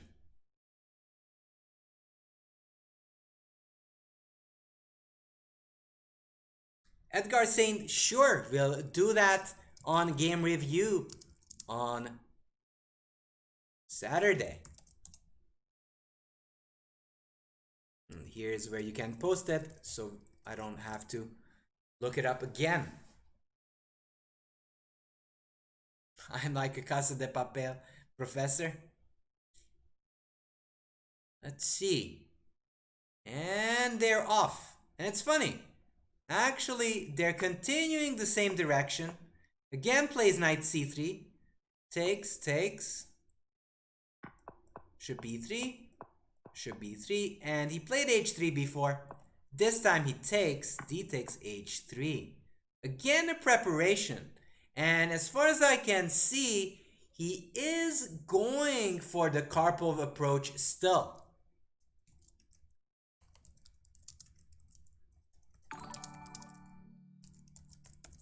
He is trying to dry up the game.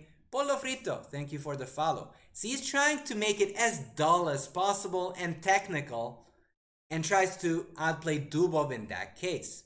So this is now Naka Dubov. So it's roles reversed.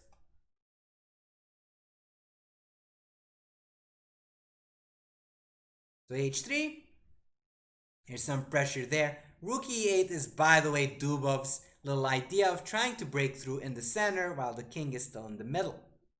So takes h3, and clearly Hikaru prepared this. That doesn't necessarily mean that this is just so fantastic for white. However, according to chess principles, white could be a little better. He has more pawns in the center. Has a pawn there. And this bishop is still blocked in by that knight on f6. So if anytime you would think about playing e5, which would be a terrible move, you would have a worse endgame. Takes, king e2, rook d1. And white is better because he has pressure, much better bishops versus some passive bishops on d7 and g7. This is a dream scenario if you are from the Karpovian side of chess.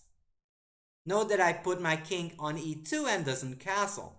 Why? Because it is an endgame and your king is supposed to be closer to the action when the queens are off. This can get a little tricky. However, I think that king e2 is much smarter in this specific case. h3. Now he can go queen a5 trying to keep the queens on the board. However, that does not necessarily change the dynamics of the position. You still don't want to play e5 because your bishop will be awful.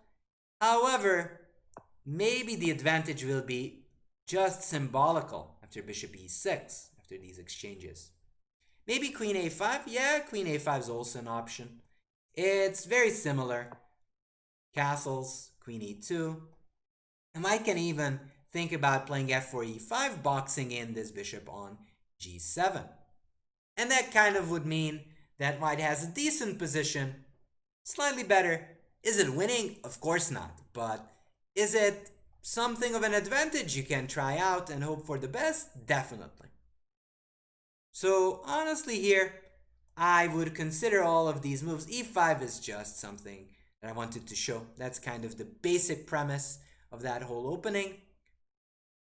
Probably queen c7, castles, and e5 is what I predict to happen. If you go b6, bishop b7, which is not at all unreasonable, you might run into this f4 e5, and with this bishop kind of targeting that f7 pawn, and this bishop being closed on in, there could be plenty of problems there.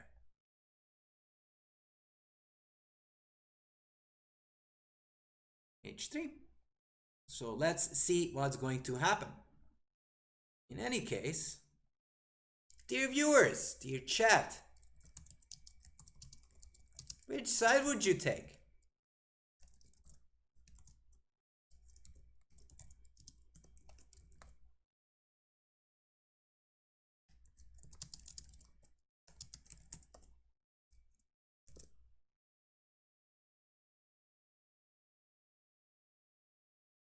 Why did I predict it to happen? So chess is a complicated game. I know they say chess is easy. They're lying to you. Chess isn't easy. Chess is a difficult game. Queen c7 played. So why do I say that I'm going to play e5 anyways? Well, yes, I do close this bishop. However, I do gain space. So the first and most important principles in chess is the following. Center control. Who has the center? Now it's even. So even though I did close my bishop in with this move e5, I do get a stronghold in the middle, which is important. And also I can liquidate my bishop on c8, play bishop e6, and then just have a good time. Because if I manage to exchange this off, there's not enough time for you to win the game, or at least your advantage is not that big. That's why I would want to play e5, even though it might have some drawbacks. Also, I don't want to allow you to play f4 e5. But in fact, Nakamura played f4 here, which is surprising. But I kind of appreciate what Nakamura is doing here. He is going for an aggressive game, which he didn't do previously.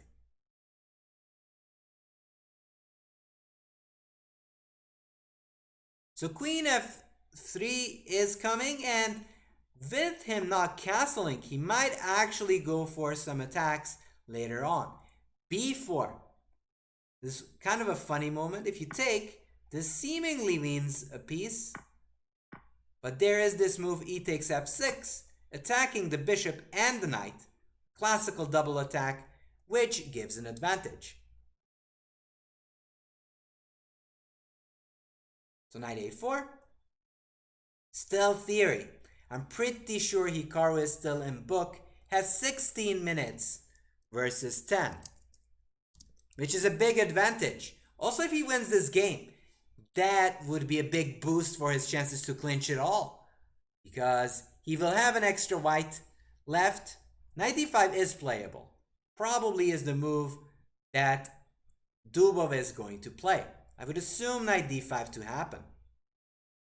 If knight d7, you might run into e6 and your king is just very suspicious. Maybe you could even consider a bit of fissure with bishop f7. To play knight d5, of course, queen f3. Now if you takes, then you get a typical position where you can tell that white is just better, because these bishops are too bad, and I might even roam up the board with h4, h5. So this is the second game of this match. The first game was drawn easily by Hikaru with good preparation, and he's seemingly preparing him now. Why not take on d5? So if you take on d5, takes, you win a pawn. However, for that pawn, you give big counterplay. You lose the bishop pair, Dubov gets the bishop pair, and as we all know, the bishop pair compensates for the pawn.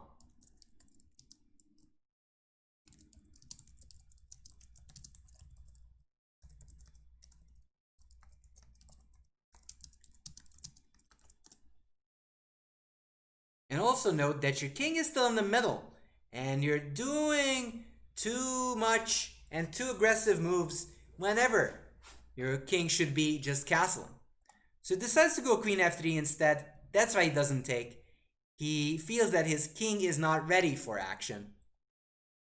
Queen f3, and unfortunately for Dubov, after knight c5, this bishop is just going to be terrible, and even if white won't checkmate you with h4, h5, you are positionally lost.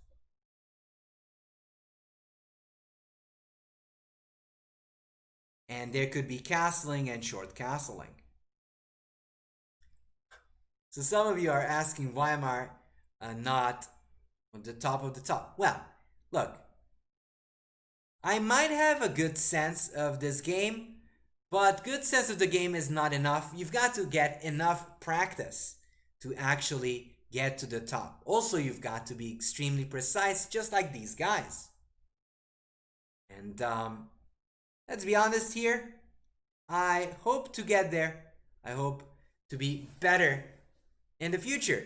However, with the amount of tournaments I play, it's very hard to get to that level of 2700 and up. It might be cool, things that I'm giving you. However, you still need to get that rating to be part of the elite. And that's all I can say to you. Hello, Grandmaster. So knight c5 is an option. So in fact, some ideas to break through could be interesting. Maybe c5 could make sense, just giving up the pawn just to open up files. However, even in that case, not sure. But this could be some sort of play. You want to open up the position.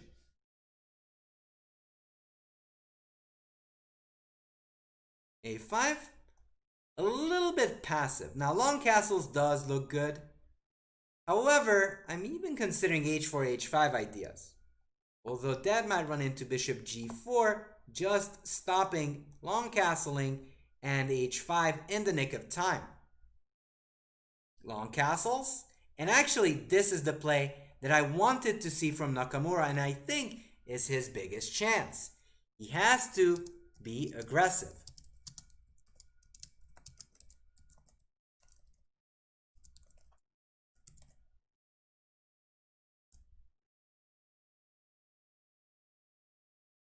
Yeah, they don't always calculate.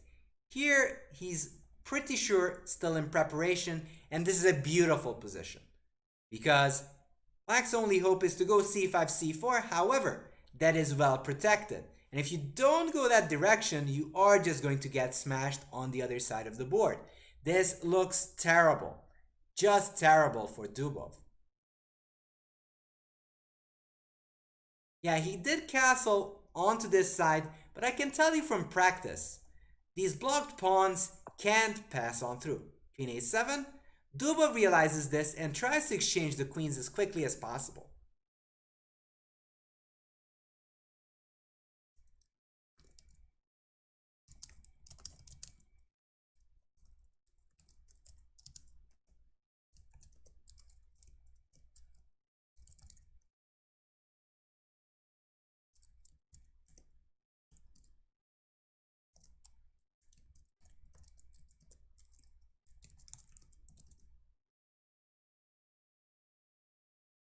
So queen a7, he's trying to hold it. They can see more than 10 moves if it is forced, meaning it's a linear sequence. It's like adding numbers, basically. But in other cases, like here, nobody sees more than like 5 moves ahead.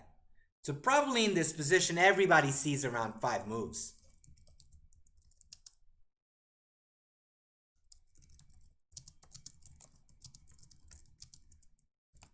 Because if I would start calculating, I would say, hey, takes, knight c5, or takes, what's 2, knight b6, you move here, go g4, bishop e4, rook e1, rook d4, and I have more pressure. And is this all correct? No, but it does give you like a ballpark what's going on. And I can tell you what's going on. White is just better, and black is suffering because of these bishops being extremely passive.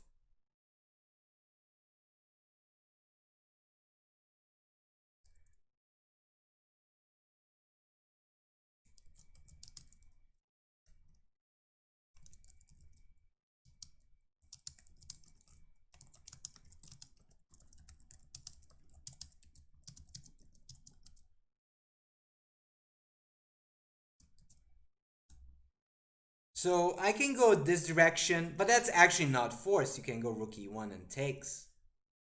There's many ways to play in this position for white, and I'd assume that this is better for Nakamura like a lot. Should Naka trade here? That's the big question. He can avoid it if he's confident that he's going to win. And then start running. Like he can go queen f3 and just go attack. However, he can just exchange and try to hold it. So if he trades, he does give up on those chances of winning with a decisive attack. So Nakamura is kind of contemplating, am I going to go all in with 13, that is. He had 60 minutes before, 13 minutes on the clock versus 6. So it could be reasonable for Nakamura to say, hey, maybe it's a little bit riskier or not objectively correct to go for an attack, but it could be a better choice.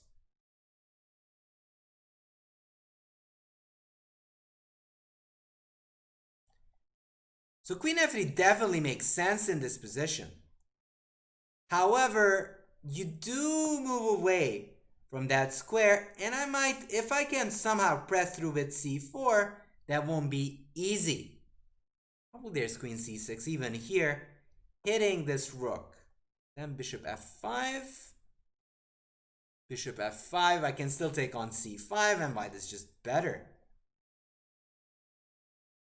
Why does Stockfish say queen c5? Stockfish is saying, hey, I don't mind the exchange, but let's exchange on my terms with you bringing my knight to c5. That's the point there, Posey. Does Agatmator know me? Yes, I'm pretty sure he knows me. Wink, wink, nudge, nudge. Anyways, bishop a4, bishop c6 could be a threat. And that is kind of the reason probably Stockfish is madly in love with queen c5.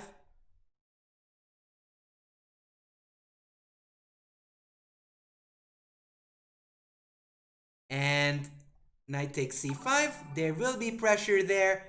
And he just slowly, I mean, not he, it's a computer, wants to slowly smother the opponent. So goes queen e4. He actually goes in that direction, pressing on that pawn, and he says, I still have a good amount of advantage on the clock. So why not go for more than a slightly better endgame? So he's going for more than just a slight advantage. Queen e4. The question is how to continue for Dubov. It's a tough choice, by the way. Bishop f5 is an idea? Yep. So Dubov plays it like a real dragon player. Take my pawn. At least I would get my rook on the file, and there'll be lots of counterplay on c2.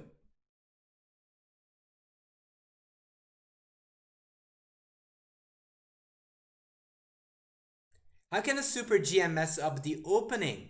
It's easy. You play something more experimental and it can be messed up. So going back just a little bit, Rook e8 is an experiment by Dubov. However, that experiment failed. Or at least it's failing at the moment. So Queen c4. Saying no thank you for that gift on c6.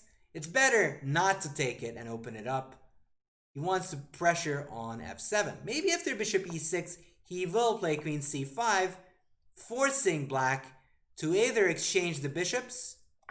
I mean, even this is near winning for white. Strategically, this is just amazing. Rock and roll player, thank you for the follow. Getting the pieces out is good. However, the attack still might be just rolling with these guys, and black is just struggling. Ozi, thank you for the follow. Queen e3 check, king b1. So Dubov is trying to get some counterplay. Bishop e6. This way could make a lot of sense. Because there's no more queen c5. Black can hope to take and go full Pac-Man on the guy. And I think that's a good choice. That's a good choice. DBDD, thank you for the follow. Queen d4.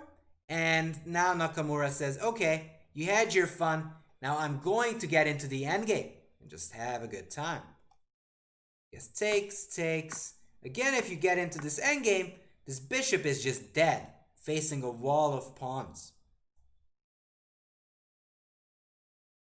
Also, you have just too many targets on e6 and c6. You're going to suffer there. Queen d4. And to be honest with you, I'd rather be white here. Not that Dubov can't survive. He definitely has chances to survive. But if Nakamura is precise, he can bring home the bacon. Queen d4, rook d4. Bishop takes b3. And funny as it may seem, c takes b3 is also an idea. Why is this funny? Normally you want to take towards the center. So a takes b3 is a better move because it's getting closer to the center. However, c takes b3 could make sense because it's much easier to double up on the c file and the king will get access to the c4 square and later on to the c6 and a5 pawns. Nothing interesting here, just a match between 1500s. Yeah, classic ratings on this online platform. Obviously, that is a joke, as Nakamura is playing white versus Dubov. How can you improve on chess? Look, try to guess the moves for each side whenever you're looking at these games. Asul Shibli, and just try to guess the moves and do tactics. Rook d8. So Dubov is trying to exchange those rooks. One of the ways you can try to get better is in this position to just try to guess the next move. Check it out on my FIDE page, Arzen Arsakyan. Not going to get into that topic at the moment. Yeah, rook d1. Don't give up the d file. Just takes, and then you get the d file. And that's how you get better at this game of chess. You try to predict moves from these great players. In fact, I heard Ray Robson, the legendary player, say that's the way he improved as a player. So rook d1 was played. Congrats, people. Takes, bishop c8. Noticing that bishop b3, cb would be great for him with this king maneuver, Dubov goes back and says, hey, I'm going to preserve those bishops. Zero Space Chess is saying, Dubov's really burning his clock. Do you think he was quite a bit unfamiliar with this opening? Yes, he was out of the book earlier on because he faced a novelty. So he has 3 minutes to Hikaru's 10 minutes. He's still kind of unfamiliar with Hikaru probably knowing what's going on.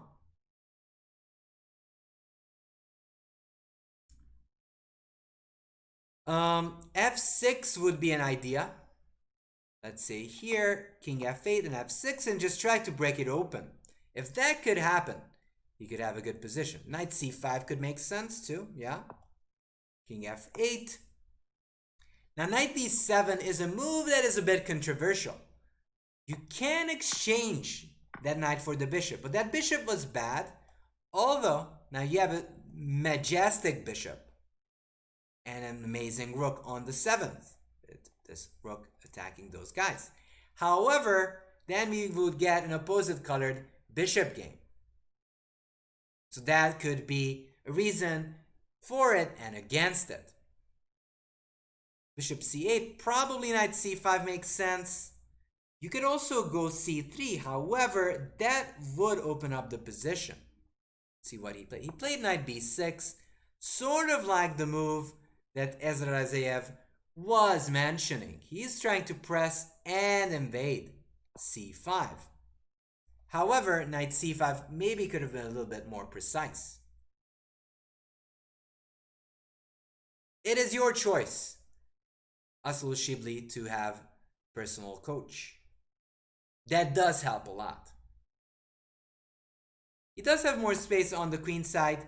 However, with Dubov getting some counter chances, there could be some hope. Maybe king f8 and f6. However, even in that case, there could be a slaloming backwards and take the pawn. f6, probably Nakamura can just go e6 and just pick up the pawn.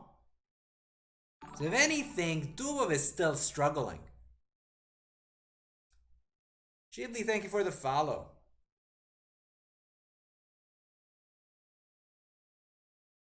Balam is saying, if you're lower rated, you definitely need a coach to improve, work to limit your blunders, and try to grow your understanding of the game, whether it be through books, videos, or streams. Can you go knight c4? Yes, you can. He goes g5. And again, that's a typical, very good move by Dubov, noticing that eventually he's just going to lose the pawns either through knight a4, knight c5, or knight c4, knight a5. He is going for broke. If fg, at least black has activated the bishop. And even if he loses the pawn, he might get some good play. Yeah, g3 makes sense. So here comes the big question, how to continue. This is game 2, Peron. This is game 2.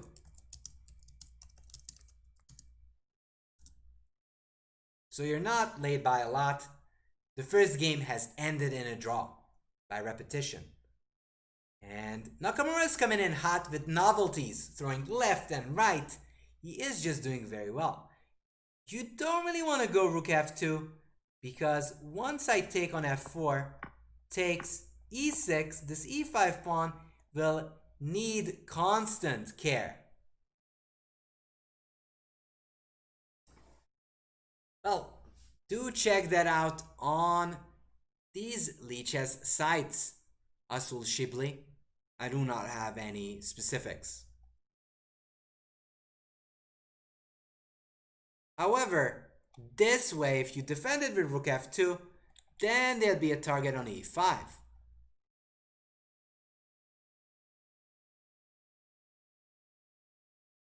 g5, g3. Well, yeah, maybe the h-pawn falls, but I'm not sure that white really cares. Because this pawn is far away and this bishop is still locked in. So I think that it is possible that Nakamura will consider playing g3 anyways. And just gobble the queen side. Exactly my thought, Ohas. g3 would lose the h3 pawn, but can gobble up the queen side. I go knight c4, put pressure there. And because of this bishop's a little bit being misplaced, the d file being under the control of white, I think that this position is just very good. So g5, and here comes the big question, what to do?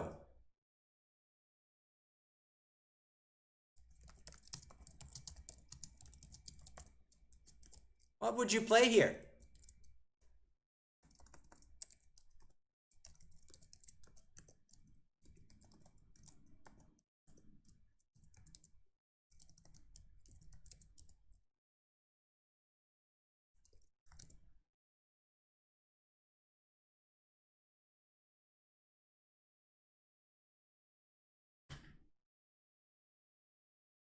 Just curious, what would be your decision? And that's actually the most important part of chess, decision making. Chess was and always will be about decisions. If you make the right decision, you'll be a great player. If you make bad decisions, then this is not your game.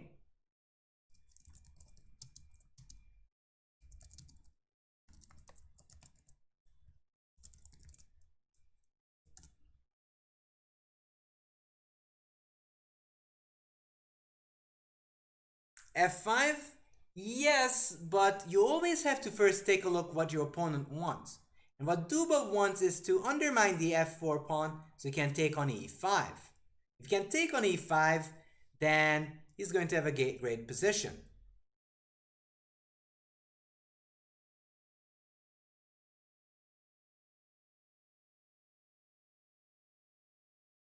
F takes g5.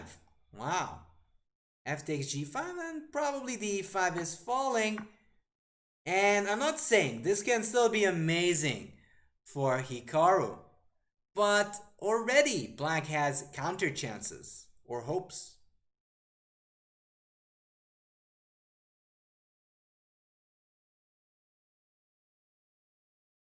Would there be a difference between the pawn being on h2 instead of h3? I'm gonna tell you something magical.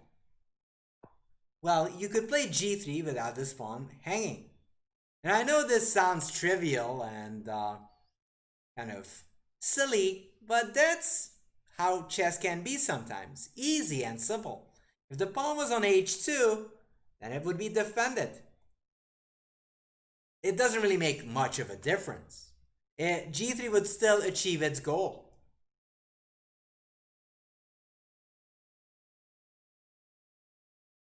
Played rook d5. So did none of those things that we said. So what he's doing is defending the e5 pawn and go full Pac-Man on c5 and a5.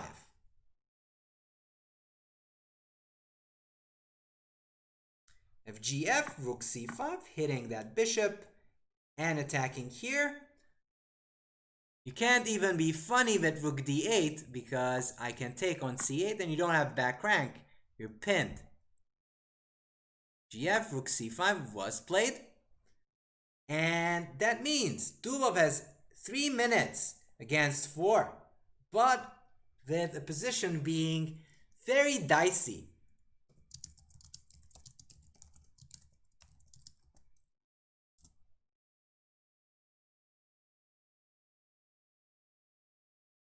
There. f3, gf, bishop h3, rook a5. And this is getting double-edged.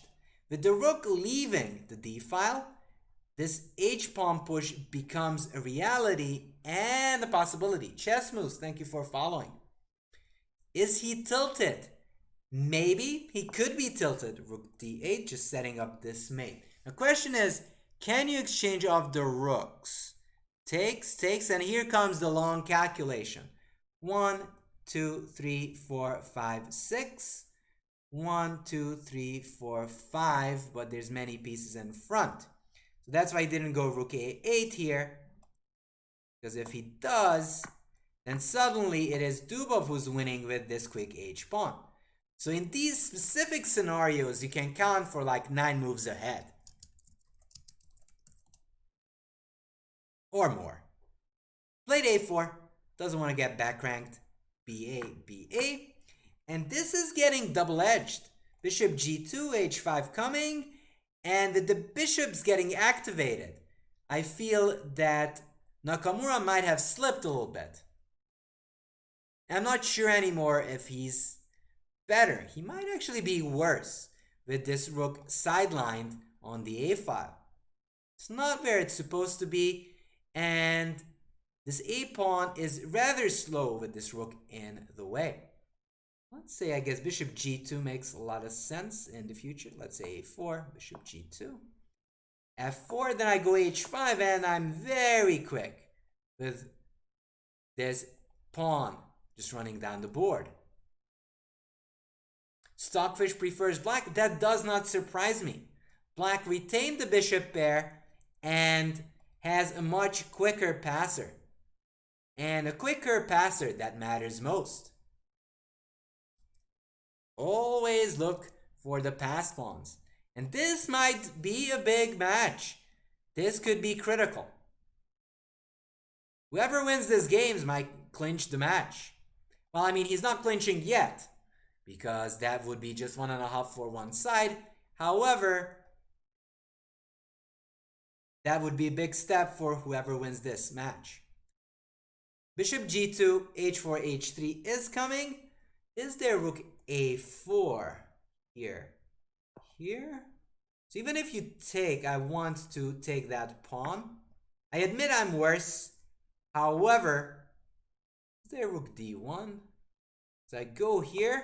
Can't take because back rank mate. Some nice little checkmates. Does look a little bit dicey for Nakamura. So here takes, here, and maybe just activate those bishops. This looks very dangerous. Rook a4 was played, yep. So Nakamura, realizing the danger of that pawn running down quickly, he is trying to pull the brakes. Question if he's going to manage.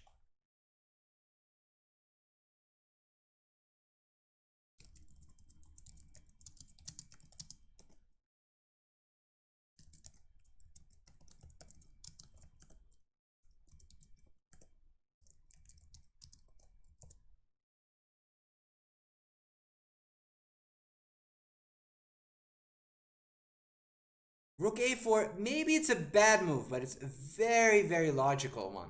Takes, rook e4, and he is scurrying down to e1.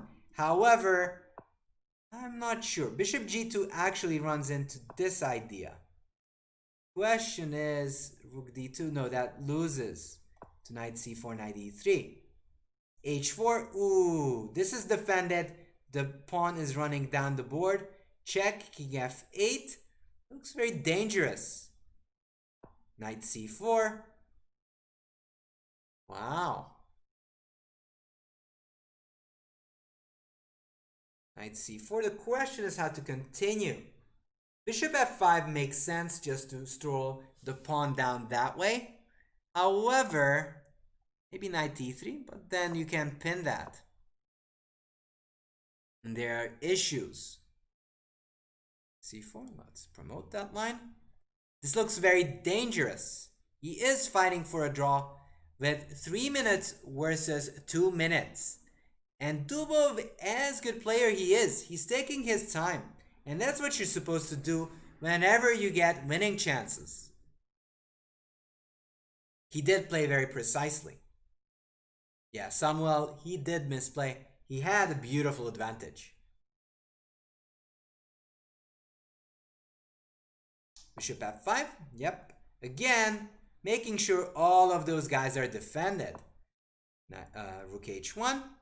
Trying to block this pawn before it runs too fast. However, now Dubov will have to make a plan. He could go king e7 and just go rook g8 or rook h8 and then start pushing the pawn.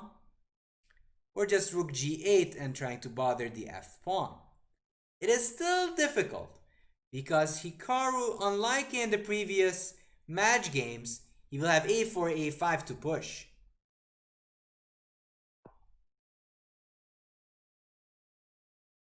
Rook d4, putting pressure. If a4, there's this very nice sacrifice of bishop c2, takes and rook takes c4 with a winning game. Obviously, Nakamura avoids that and tries to bring back the defender. a4, and as I told you, the a-pawn is running down the board. And that will give him some chances. If he can give that pawn up for the h-pawn, probably the game will be an objective draw. But he still has to get there. Also, as you can see, Dubov has no time. Has a minute versus 3 minutes.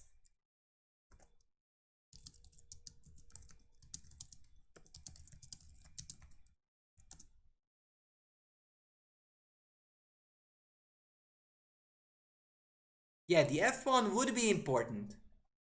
Bishop g6, bishop h5. He's trying to take that pawn. Make main line, a5. So he's going for broke.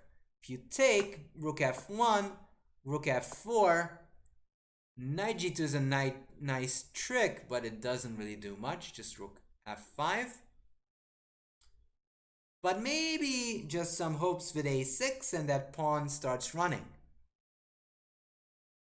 But not even sure. Even that looks good for Dubov. However, he does have to be careful. He takes it. He takes the pawn. There, rook f1, a6. Sometimes, in fact, here, if black would have played h3, boom, takes an a7, and guess who's winning? It would be Nakamura. Bishop d4. Bishop d4. Knight g2. Knight g2 could make sense. Takes, rook takes f4. Maybe this is a big move. You can't defend both. If you go here, knight h4, or maybe bishop e2. But in any case, takes, takes. I have enough time to stop you and have threats with my a-pawn. So there could be some big trickies. Bishop d4. You still have to tend for this knight. g2 takes, takes. So here takes, takes here. I can take and go here. And probably I'm holding. Knight g2. Takes, takes. Rook moves. Then I just take the pawn. Oh, that's the big idea. Wow. So if takes, then there's check, and you get mated on the other side.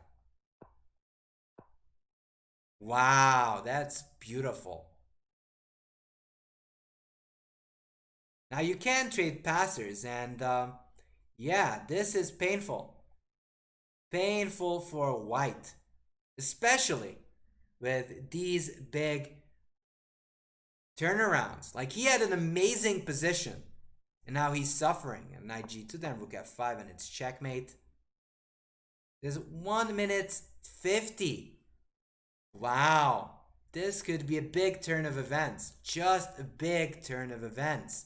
He was so close to winning from the position. Go knight c4, then there could be h3, h2, and I don't see that much hope. Rook e1, rook e4. This might be it. Might be it. You don't have knight g2 because bishop g2. And a7 doesn't do anything. I can just take. And Dubov wins. Dubov makes a comeback from a terrible position. And now he's leading 1.5-half. Wow, that is a dramatic turn of event. Wow. So Hikaru had fantastic preparation. Fantastic, was dominating. But then Dubov fought back with the bishops and turned it around. That's insane. That's insane.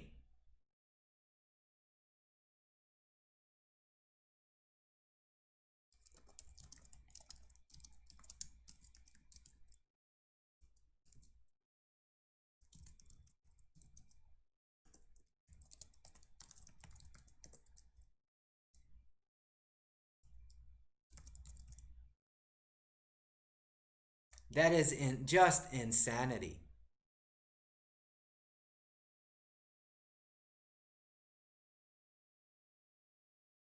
Yeah, that is just crazy. Yeah, but we have to give credit for Dubov's fighting spirit. G5 was the big move. Yes, GM Walker. Naka will come back? That's actually the question I'm asking in the poll. Will we see a tiebreaker? Will Nakamura climb back in or not? So let us see what happened here. Let's go back to that G5 moment, which was so critical. And probably in hindsight, he should have gone knight c5. I think that would have been better. Still 2 more games to go. Definitely true. Knight c5. Curious. g5 is still strong. Wow. So even here, it's not clear what's going on. Kartik, thank you for the follow.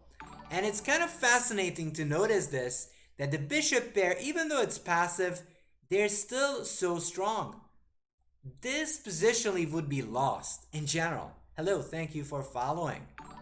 But what's shocking is it's just not enough. Master, thank you for the follow. That's fascinating.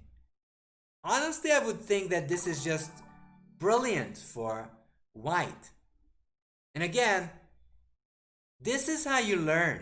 The computers would say this is the best move. Stony Barbecue, thank you for the follow. But like takes, FE. And how can we know that this is better than it was in the previous situation? I can tell you. The reason is the following. In this case, black doesn't have the bishop there, and that bishop is still staring at the wall. Did I find it without using the engine? No, I didn't, because I did look. I do admit that one. However, if you understand the power of the bishops, it's much easier to find these moves. I knew that the bishop pair is strong enough. I, in fact, said to you guys that oftentimes the bishop pair is worth a pawn. So maybe this was the best moment for him to take there, f takes, maybe play something like king c1, stopping that rook d2 invasion, and then he will have a good position. However, who would expect that position to be fine for Nakamura? I mean, for the other side. So Jim Walker is saying, that was your question during the game, why not exchange on e6 and leave that position you are reviewing? Exactly. Whoa, so there's a tie between tie breaks and Dubov winning. Yeah, maybe go h4, g3, and this position is just good.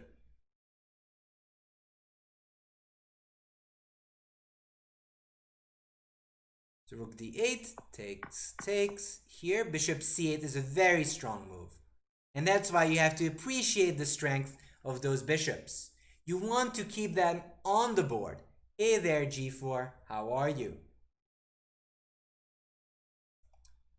Knight b6, which I wasn't a big fan of in general, because it did allow c5. c5, and probably he had to go rook d5. That's what I heard from chat.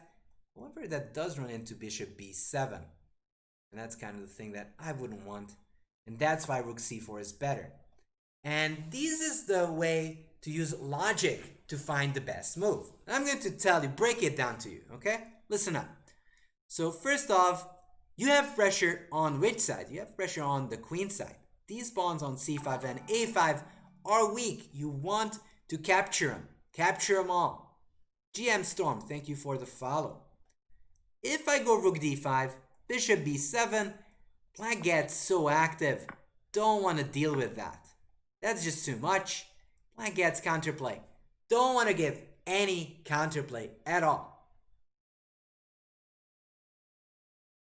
So, instead, rook d2 is an idea to defend it. However, rook c4 makes sense pressing this pawn.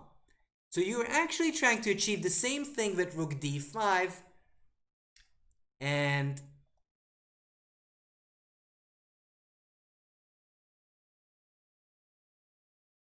so rook c4, rook c5, that's going to be a problem. Rook d5 would make sense, but it doesn't work for that reason. Probably Naka thought that he's in the driver's seat, and I would agree with him. It looks just so good. Rook d2 and g5. g5 was such a great move. There, rook takes rook d5, but now already those bishops are going to awaken and get a great position. But actually, let's take a look for a second what's going on after rook c4.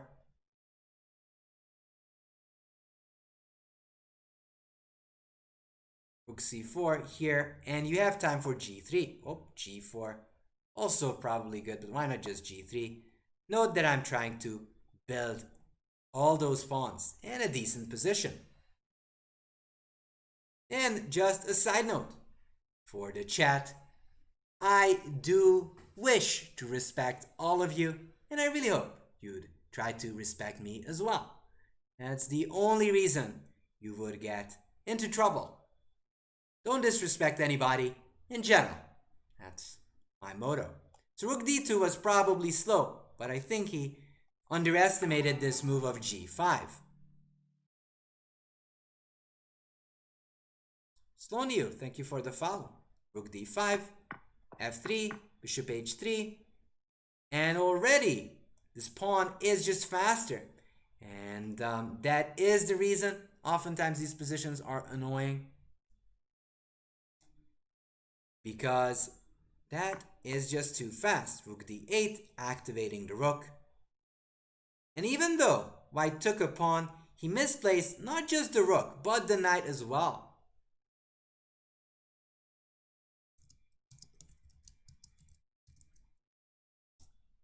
To avoid tilt, which probably Naka will need this time.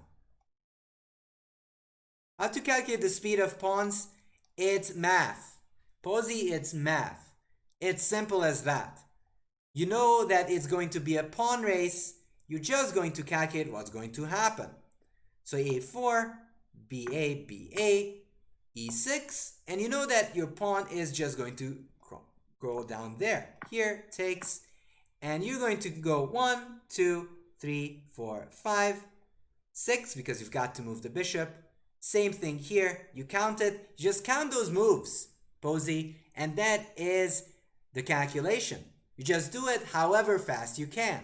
Obviously, when you're starting out, you're not a pro at calculating this. But the more you practice, the easier it gets. And because of this knight in the way and this pawn being far behind, also note this pawn can't move twice, while this pawn can.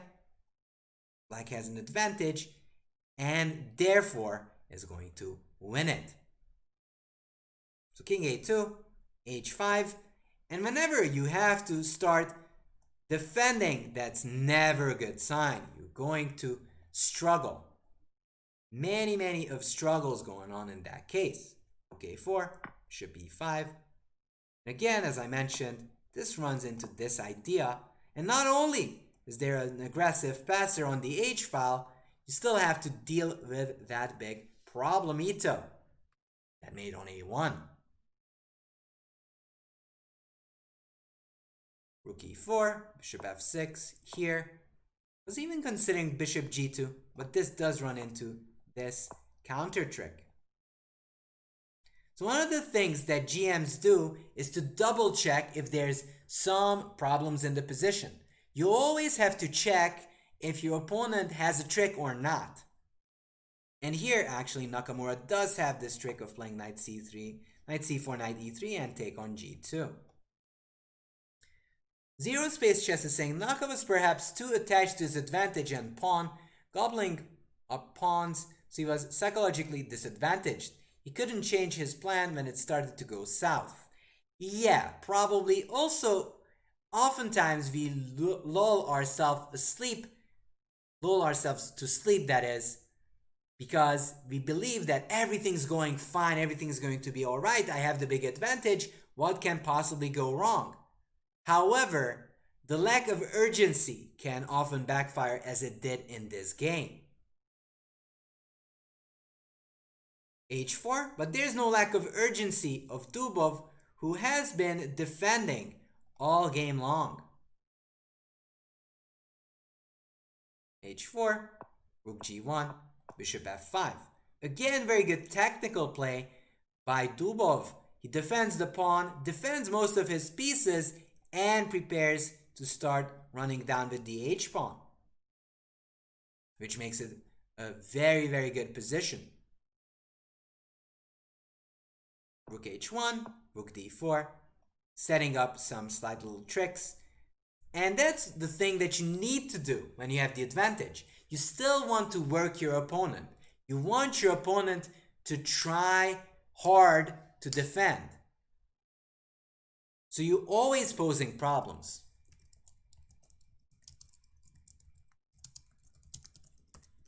Always pose problems.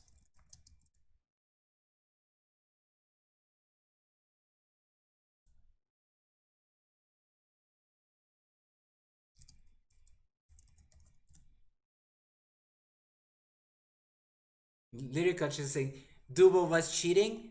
Nah, it just shows how good he is. And in fact, they have to learn one thing. That is something that is to learn for all of us. The bishop pair cannot be underestimated. Even though Nakamura was clearly in the driver's seat. So if a4, then there's bishop c2, takes rook c4. You lose the pawn. I have that extra pawn. You just have a terrible position. The next game is starting. So anyways, it did turn out badly after rook e4. Because after knight g2, you lose a piece. But back to game 3. So Nakamura plays a different line this time and spices it up with f5. So he's saying, I'm going for an aggressive game. If I can win, wonderful. If draw is fine, but at least I have 2 chances to break through. So he's already going all in.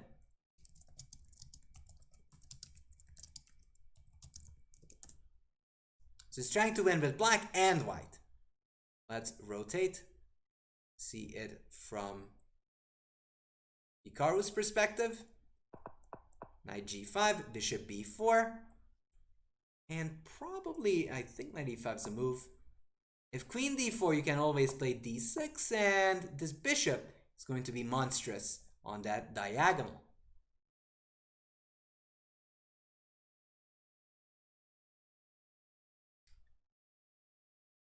d5, probably knight e5 is best.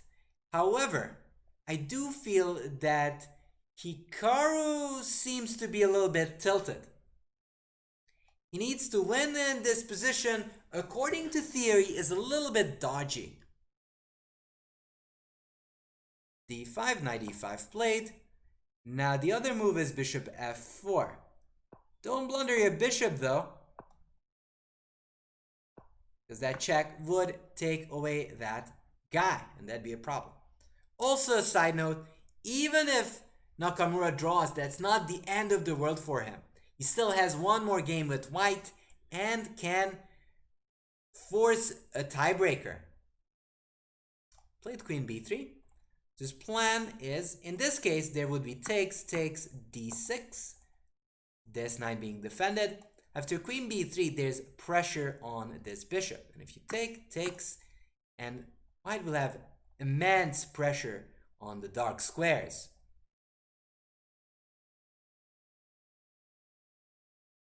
There, queen to b3. d5 is not a bad move. Bishop c5. Probably bishop f4. I think bishop f4 is the best. The question is if knight g6 works, hitting the bishop.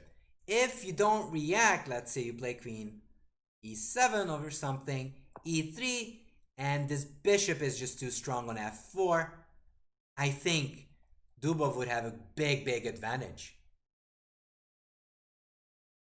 Is this theory? I think not. I think this is some sort of an opening with 20 games. 20 games theory, maybe. What I mean by 20 games theory is that there's not many guys actually playing this line. But Nakamura is playing. Bishop c5. And to be honest with you, I'm still doubtful about the objective value of this opening. Maybe e3, takes. And you can't never really play d6 because then you invite that knight e6 idea, which would be sad.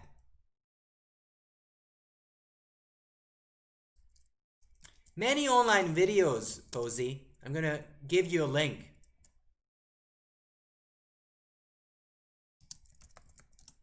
And one of those things are this one.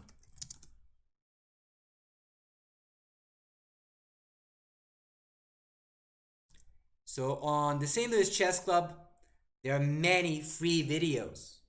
Among them, one of those that I made on Kramnik's endgames and many more basic endgames. That's not the basic endgames, like the Rubinstein one is more basic. But just search for that website and their stream. Swan Watcher, thank you for the follow. And you'll find all those basic rook endgames you need, Posey. Played knight h3. Go in this direction. Probably didn't want to run into this bishop f4, knight g6 idea. That's why he maneuvers back, knight f6. And I wonder if he's going to get the bishop out and e3, or just play e3, bishop e2. In any case, I would say that he has a decent position. I think Dubov is doing fine. It looks like an odd move, but that's because you're not familiar with this structure. This is basically a Caro-Kann where you have an extra c4 and d5 move in. This is basically a Caro-Kann reversed.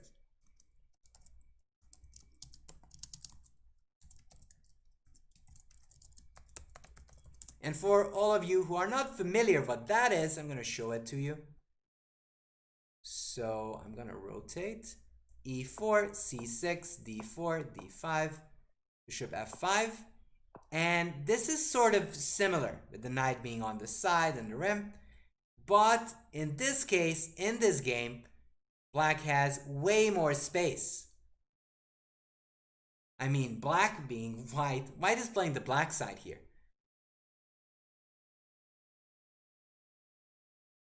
It's kind of like a Caro-Kann on steroids, yes.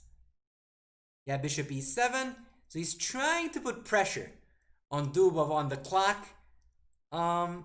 It's not too bad because I'm not convinced that Dubov's play on those two knights is that brilliant. In fact, I think it's very much misplaced.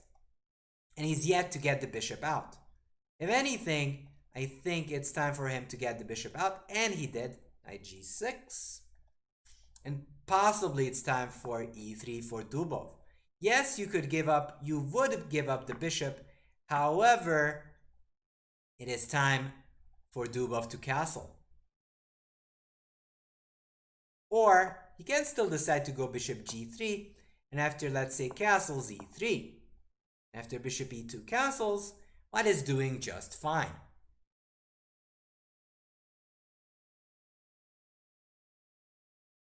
Engine is saying that he's doing well. However, this can be positionally very dicey for Nakamura.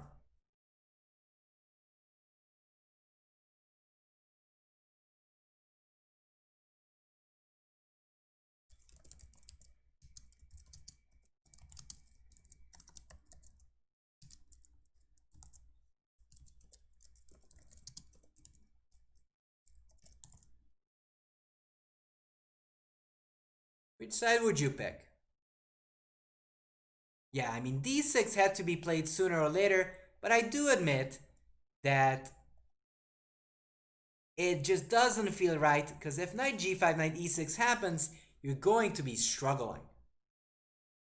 D takes, knight c3, and now this is very awful, because that bishop is bad.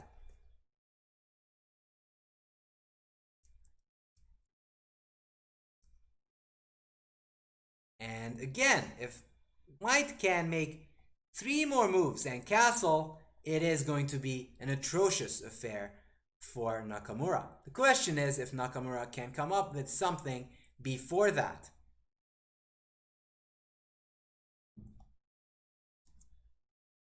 Is b6 a move?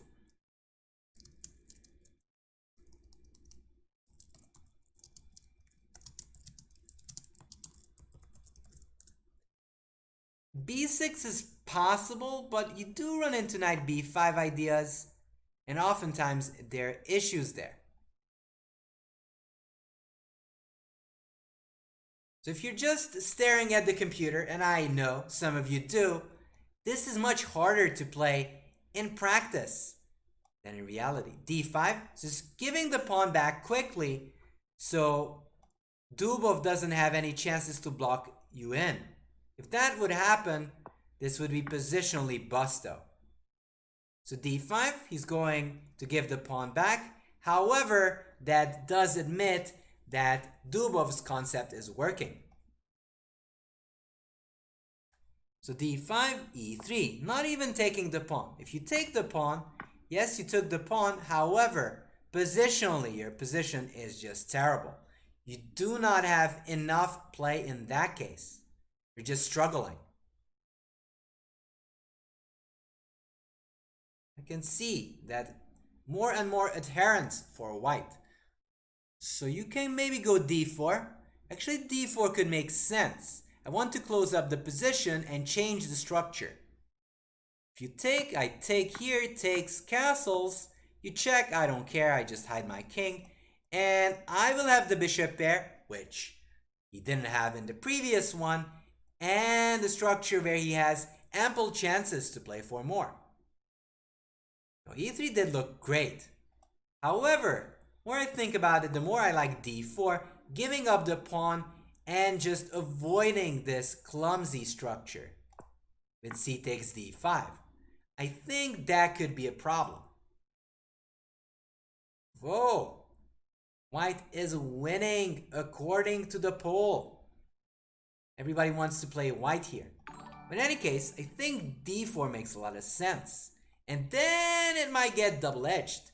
Termin Arch, thank you for the follow. King Marcher is asking, like if black could play d4 and then d5, that would be freedom? Yes, that would be. It's actually a dream scenario for Nakamura. So he castled. And I think castle is tilting. He really needed to do something about it with d4. Now he might be boxed in yet again.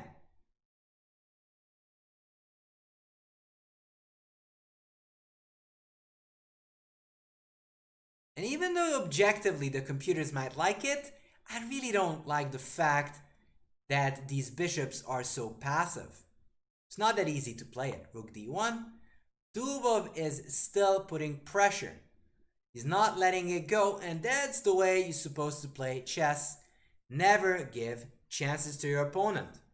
Also, he's stopping these d4 ideas.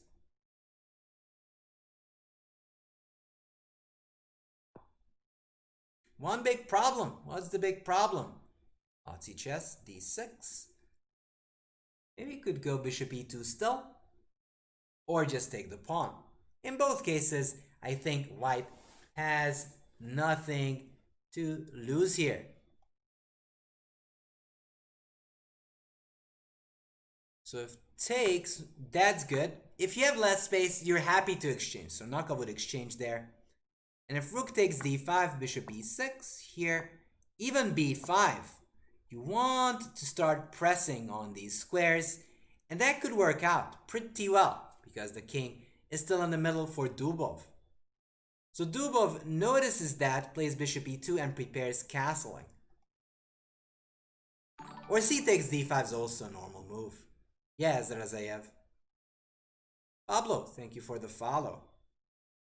Bishop e2. He can also take on d5. Rook d1, d6, d5. However, he wants to keep the tension. h6, just stopping any future jumps, and bishop g5 moves. Probably castles. And I wonder how he will continue. Meaning Nakamura. Because this position just doesn't look that great.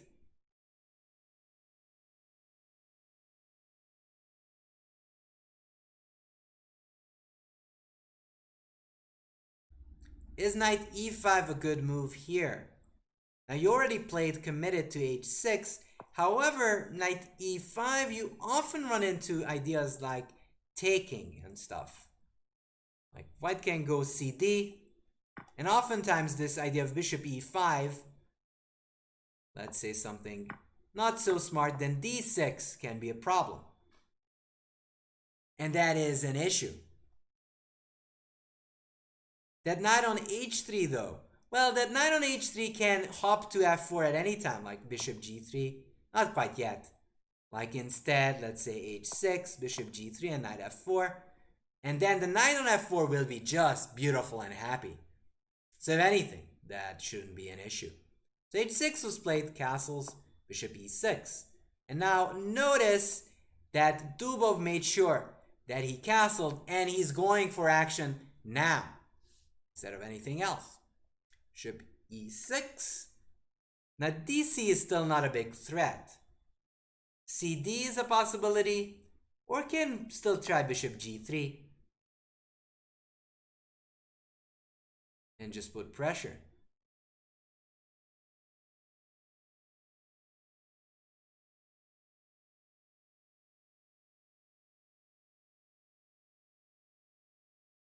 Knight f4 can happen. And that could be just problematic. Or just take the pawn. You can also take the pawn. Just go bishop g3, knight f4.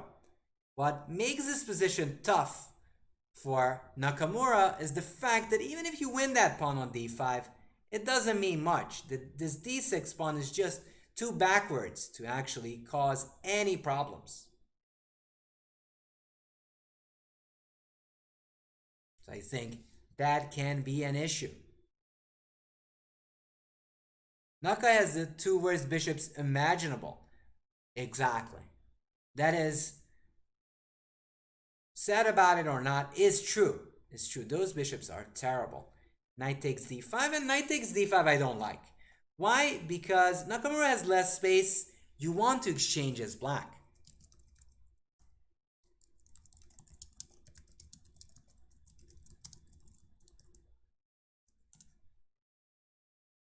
You can imagine worse bishops. That is definitely true. However, they might improve after some exchanges and bishop f7. So in any and all case, I think this is more than fine. So if takes, c takes d5. d5 played, promoted. Also knight e7, bishop d6 threatened. So let's look at the clock for a second. Bishop takes d5. That's very dangerous. Nakamura is saying, I don't care about that e6 weakness. However, if that knight ever lands on e6, there'll be issues. Now, that would be too much. You don't want to sacrifice, especially with a draw would be still more than fine for Dubov. He would be leading 2-1. So you wouldn't want to sacrifice in a game which is almost like a free roll for him. Queen b6. Trying to exchange queens and use those knights in a close position. We'll see if this works. So white could take, play a3, knight d7, and then this knight will be able to jump on e5. And anytime this knight would go to f4, that could be liquidated by this knight. So you can go rook c8 and jump around with those knights. So there's some hope there, but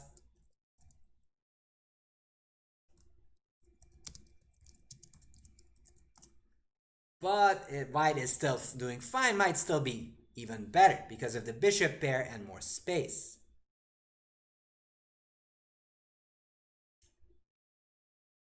Danish, if a knight somehow falls on e6, can we try to attack it with one of your knights? Yes, you can, but getting rid of it takes much more effort than stopping it from getting it there.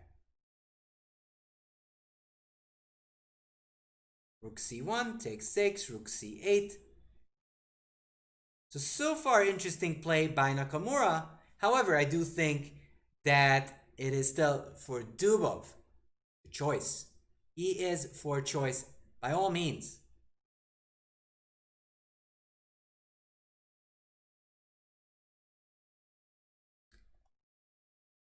Although now with the exchange on d5, you will get lots of lurking around with those knights. And if those lurks ever happen, he might get an advantage.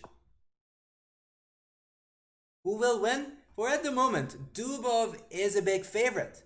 As we asked a bit earlier, it seems that there are people thinking that Nakamura will come back, which is possible as Nakamura has been playing good chess so far. Posey is saying, I don't think Naka will mess this up. He sees chances, he will take it.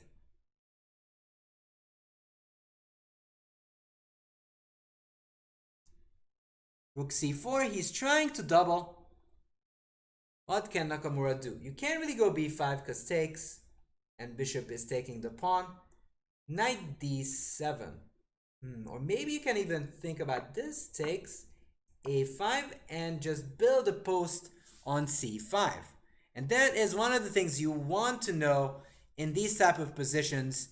You want to get those knights out to c5 and with b6.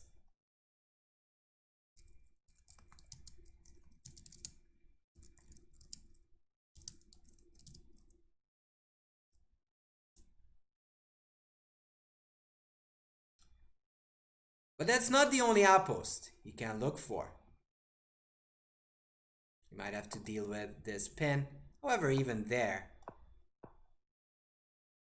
this would be ideal with knight c5. Now he didn't take, he played knight d7 immediately. However, that is kind of the direction he's going for. He's going for outposts. And if he gets outposts, he will have a good position. Let's say rook c1. This seems like the logical way of playing. Can black stop that? Knight b6 maybe? Because if I manage to exchange off those rooks, then this d5 pawn can become a chronic weakness. Probably you're going to lose it, and there's just plenty of pawns on b2 and b3. That is awful. Thank you, King Marcher, for the compliment. So rook fc1, obviously Dubov doesn't want to give up the c file, and that's his main hope. If he can keep that control, put pressure on the d pawn, he'll be better. The question is if knight b6 is good enough.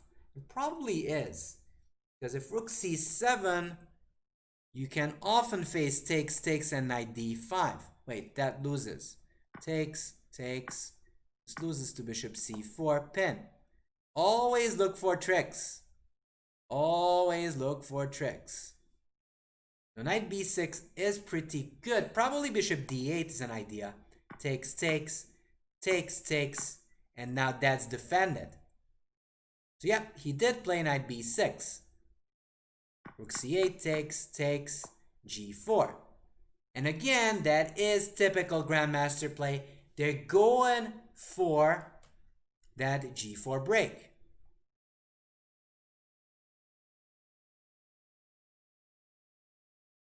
He's trying to undermine the e4 and f5 pawns. You're not wrong, Lazzi Chess. You're not wrong. Pinning is winning, right? So now this is annoying. The question is if he can stabilize. Maybe bishop f6, trying to win that pawn. And if you go gf, I can even consider knight e7, targeting all 50 of your pawns. So now it's a draw? I don't know. Who knows if it's a draw? There's still lots of action going on, and if white manages to undermine these pawns on f5 and e4, then white will be better. a6, b5, maybe you can try to attack that pawn. It could be, but the problem is you can't take. I don't see a reason why this is so good. However, it would be a plan to somehow get the knight there and attack the d5 pawn.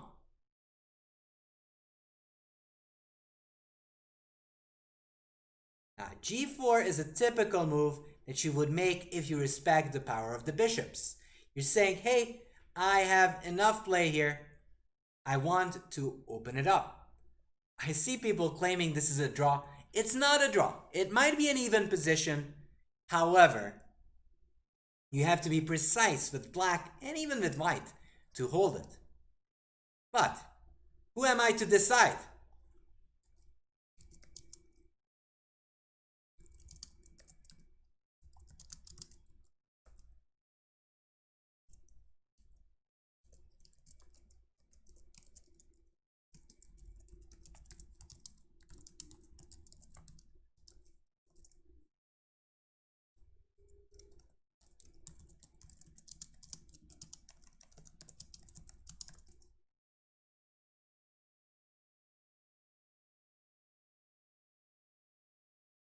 So g4. Let's see what was played here. Are there any moves? Yes. It did take. Bishop takes, knight b6. With these bishops storming in, and with some exchanges, that e-pawn might become weak.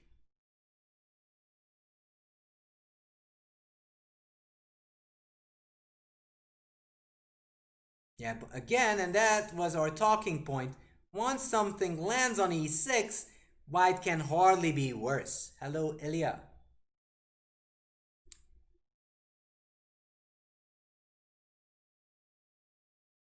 There? How can you stop that? Bishop e6. He goes bishop g3. He's not blundering the pawn. There's bishop e6 check, and then you lose the piece. So that's bad news. Probably knight f8 is best, taking that square away. However, in that case, white can go knight f4 and knight e6. Maybe then g5 and try to take that pawn. If you take, I take with the king, and then I'm up a pawn. Goes knight h4 instead. Does he want knight f3? Maybe g6, knight f5? None of them seem to be too convincing. You'd say white is better, Akash.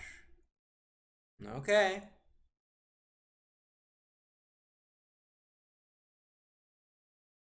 Knight h4, knight f4, and with these pieces storming in, I like this position more and more for white. Knight f3 check, and knight f3 check is a move that feels like scrambling for a draw. He's trying to exchange some pieces. However, it's true, if this happens, the king is sort of imprisoned by that f-pawn. So there are always ideas of bishop f6, and now starting to take those pawns with this king being oceans away from defending them.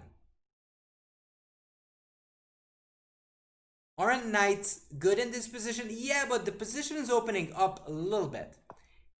Also, if you take, then, as I said before, the king will be a little bit uncomfortable there. So no wonder that Dubov plays king g2 instead. He's trying to keep the king up the board. Question is if there's a way to attack those guys. There might be. Knight b3, I guess b4, why not defend the pawn? b4, can you win that pawn? You might as well be able to do that. Go there and that square is protected.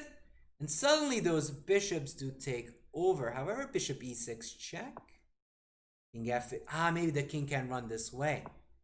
King e8, and you don't have enough on this side of the board.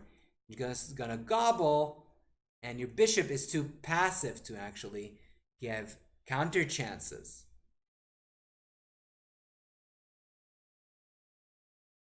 So knight d2. You don't really have counter chances there yet because I'm blocking those squares. d2, b4, knight c4. This might be just winning a pawn, with good chances for Hikaru to actually win. Goke, hello there. Hello there.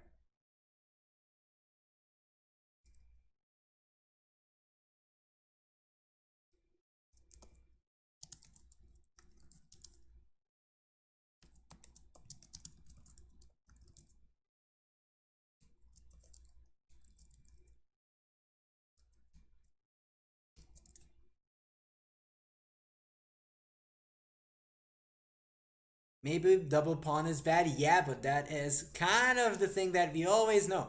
Double pawns are always bad. They're never good. There are some certain exceptions, but it's not that usual.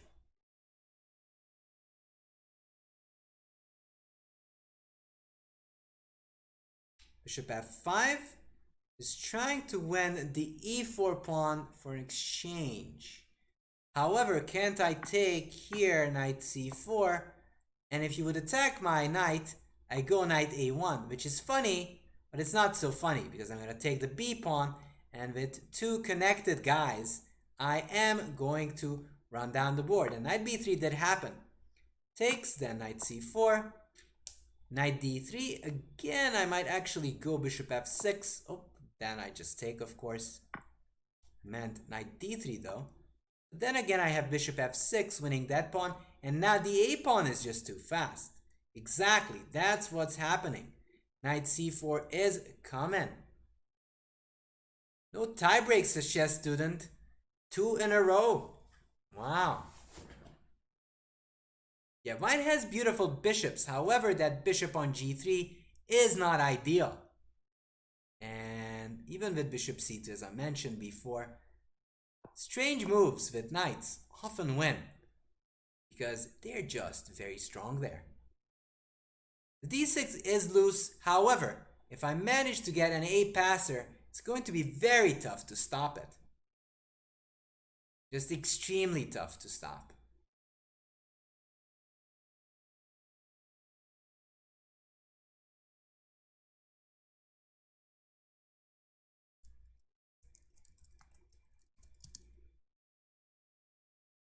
So not gonna be a tiebreaker.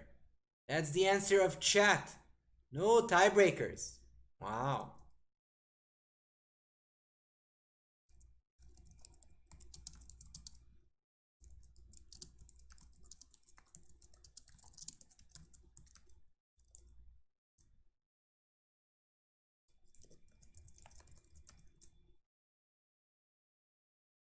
Yeah, and this is dangerous. Knight d3, a5, and to be honest with you, this will be very, very hard for Dubov to survive. I will show you a beautiful line. So let's say you bring the king over, a4, king e2. There's this gorgeous sacrifice of knight takes b2. Just beautiful. It's just gorgeous. Why is this so fantastic? Because black can simply run down the a pawn and nothing can stop it.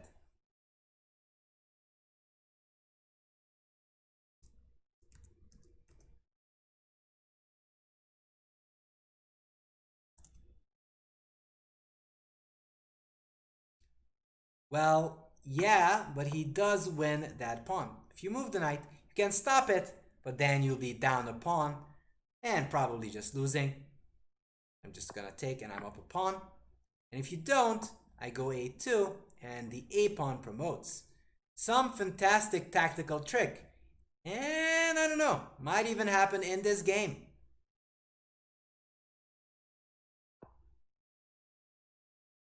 b5. He's again rolling, but knight b2 is still in the air. Don't forget that. Dubov low on time. 30 seconds against 5 minutes. That's not ideal. And again, this is coming. a4 takes a3, a2. And it's running down the board.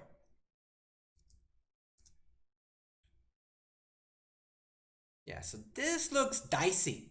Very, very dicey for Dubov. Why is he blundering? He has no time. At b3? Could go knight a3, knight b1 there. Knight b6 I think is a bit too circumspect. However, he just wants to push the pawn. Nothing fancy, just clean play.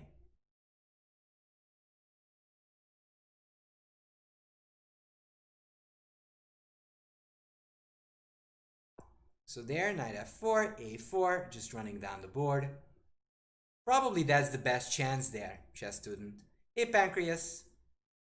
So a4 takes. Maybe he could consider and might consider sacrificing the bishop.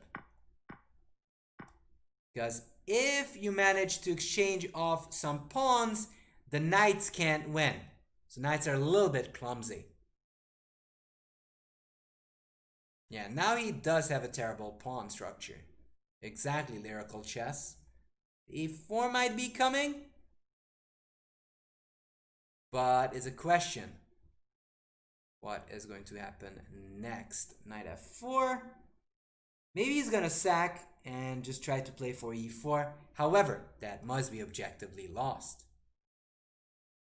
That would be a big comeback, by the way, by Nakamura, striking immediately with black.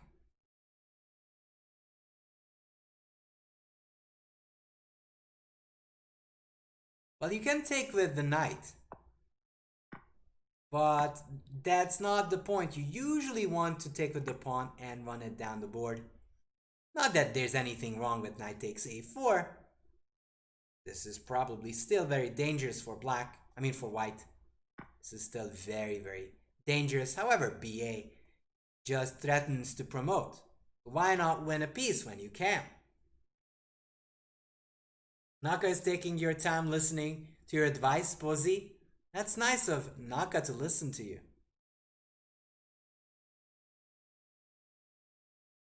Yeah, most of these moves by Nakamura are fairly natural. He did take out the pawn. Clean play. Clean play so far. And I wonder if Dubov will resist. Probably he will, so why not? Goes knight d3, a3, knight b4. And I don't like this, because in this case, this bishop is just too bad. Knight takes d5, which works. There's no bishop b3 pin, because the knight protects that square. You can't take because a2. And again, you see this tactical trick recurring over and over again. Yeah, those knights are doing their jobs. Now, probably king f8 would make sense just to run and take some hiding square from these tricks. And then just go knight b1, knight c3, and a2, a1. And that should be a clincher. There's not much you can do. Your king is sadly out of place. King f8 was played.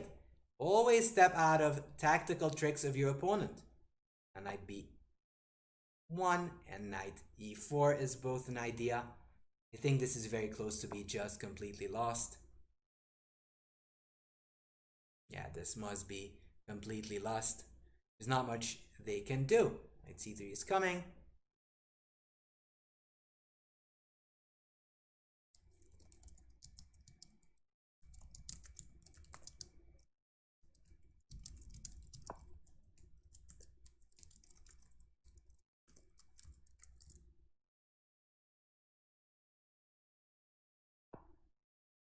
Yeah, and bishop b3, but that doesn't really help. Knight c3 takes, and this bishop is just boxed in, acts like a pawn, just doesn't do anything.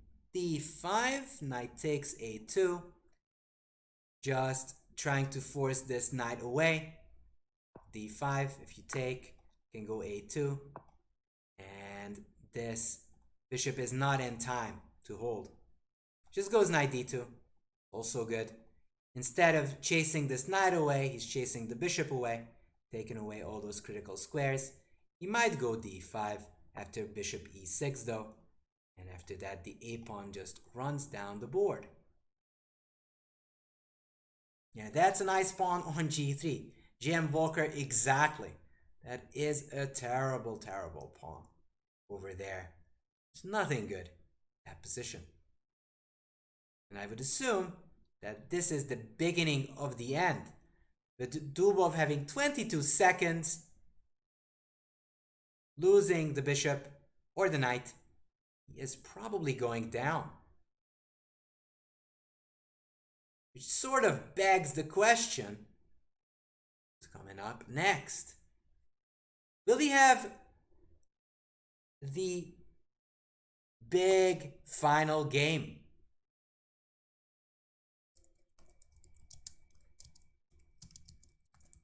Or will we see a tiebreaker? d5, there, a2, so it's still not promoting. However, after knight b3, a2, that should be coming. Knight b3, there's still some kicking going on with bishop e5. So he still needs to be precise with this time situation with 2 minutes against 25 seconds.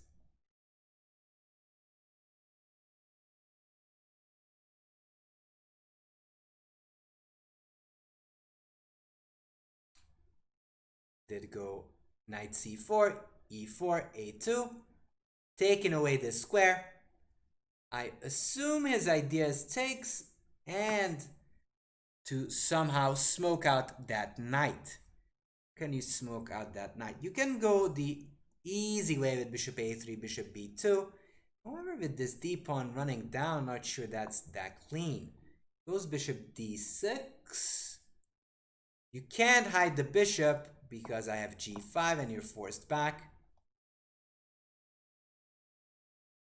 So with that pawn running down the board, yeah, knight a3 will be an idea, but it's still not winning just yet. Plays king f3. So if Dubov manages to sacrifice this knight for the a2 pawn, then he will be fine. Or will have chances. No, he won't be fine. Of course he won't be fine. But he will have some hopes to survive. Bishop f5, because of the knight being a little clumsy. Bishop f5. Let's see. Can go knight a3 or just knight b5. Knight b5, setting up this idea of knight d4. Probably knight a1 just to avoid that trick. Knight d4, king e4. But I don't have enough time to get this knight b3 in. However, the endgame should be lost as well. But anyways, see what happens.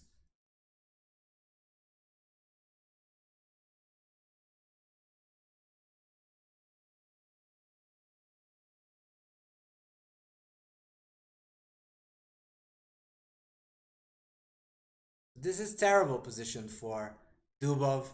However, you still have to be accurate to bring home the bacon.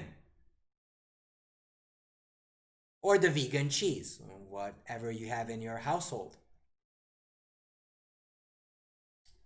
Let's see.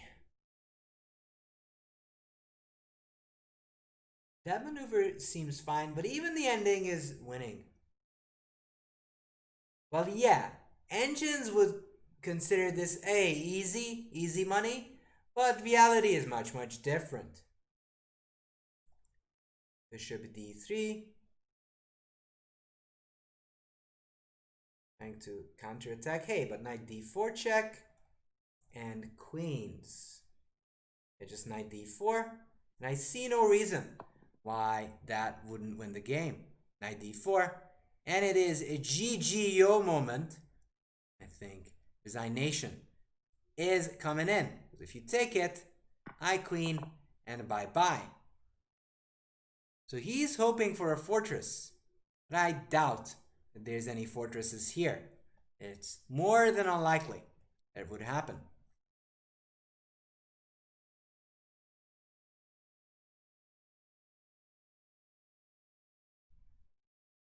No so problem, you can't take it. However, I take here. Wait, if I take, you might check first. Even that is lost.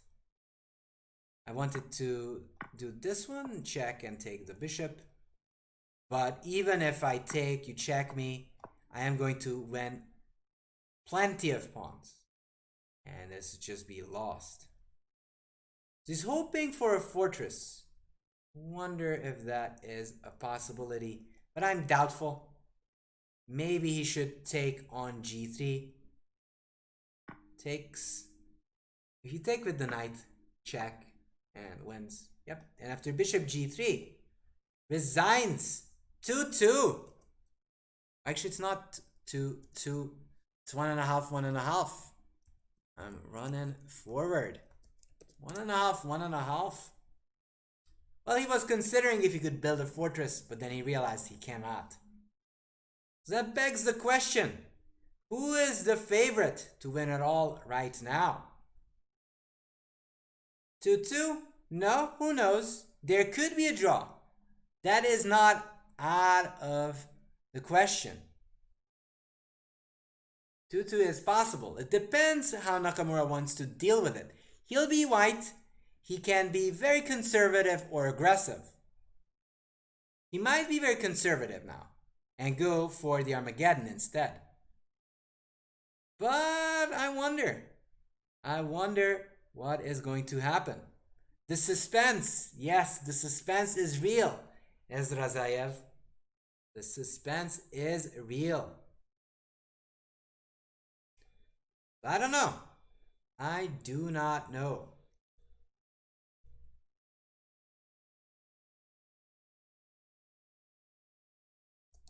And that was kind of a big deal. Probably the biggest mistake from Dubov's part, that he took it way too easy. Way too easy. Something that happened to Nakamura in the previous game and match. Omar is saying, I think he lost the game when he allowed Naka to trade queens. Yes, exactly. That's my point. So we're going to come back there and take a look what happened.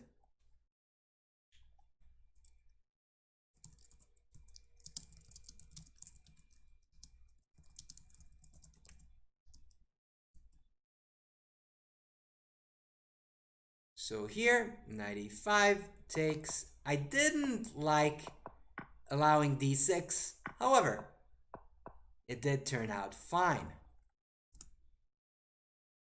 Castles. I even considered d4 just to change it up, but hindsight 2020, and it is 2020, d4 probably would have been a different game. Castle, rook d1, d6, bishop e2, h6, bishop castles, bishop e6. And here I think he made a terrible, terrible mistake, which isn't necessarily bad, but the problem is the following. Definitely, you want to exchange his black. That bishop on e6 is that usual French bishop. You want to get rid of it. It's woeful. It's awful. It's just terrible. You just don't want to have it.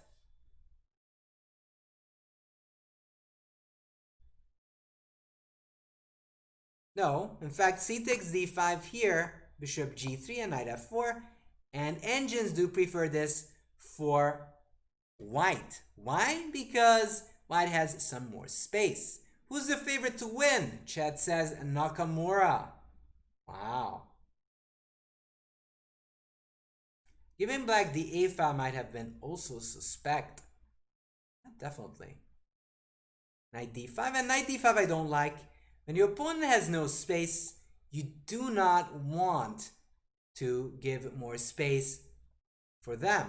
You want to make sure that they have that terrible position. Bishop takes, queen b6, and queen b6 was a big move by Nakamura. He's going for that exchange of queens, and then you get a good position. Knight takes d5 is not like terrible, but it is somewhat in the wrong direction. Rook c1, queen takes, rook c8, and now on, surprisingly, the computer loves this position. Why? Because you have the knights, and knights love outposts. These knights will get outposts compared to that knight on h3, which has no prospects at all. Just has a very bad time in general. Rook c4, and even here I suggested this idea, which is not at all dumb. You can go knight d7, knight c5 and have a great position because those knights have good prospects, unlike those bishops on e2 and f4. And after rook a1, knight d7, you can even bolster the a5 pawn with b6, which will give you a good game. Knight d7, rook c1, knight b6. And once those rooks are forced off the board, white doesn't really have active play on the c file. And with no direct counterplay for Dubov, this is going to be just pain. Just simple pain. Yeah, I mean, exchanging minors on d5 did free up the position for Nakamura.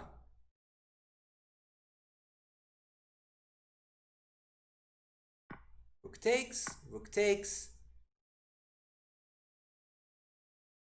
rook takes, g4. And g4 was a good move. You want to open up the position when you have the bishops. You don't know who you want to win? Okay. That is reasonable. Takes, takes, knight b6. And probably around here, Dubov messed up.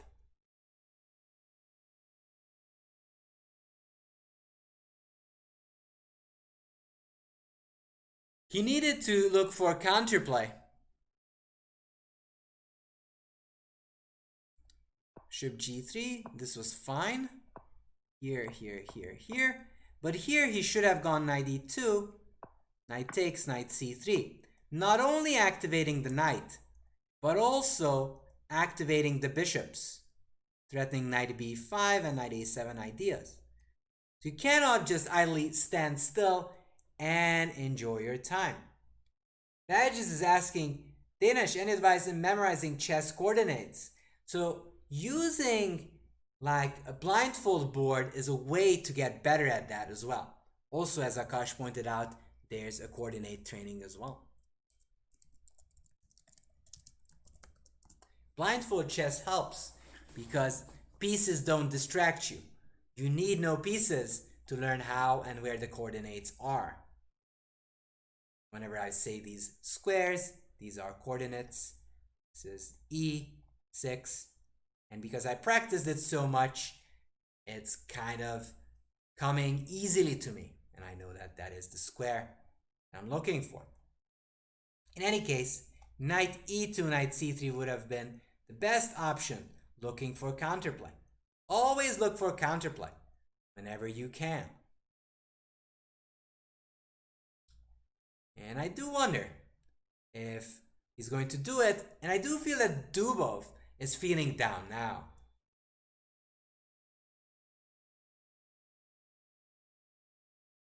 Chess is a brutal game. 1 minute you're fine, 1 move later you're lost. Yes, exactly, Humeres. That's how harsh this game is. Anyways, he played here, takes knight c4, and in endgames, the quality of your pawns matter and not the quantity. I did work a lot, chess student, earlier in my chess career, and that helped me a lot. So any work you do with chess, that never goes away. And that is something to do. And good point, Zero Space Chess. There is somebody who you want to check out.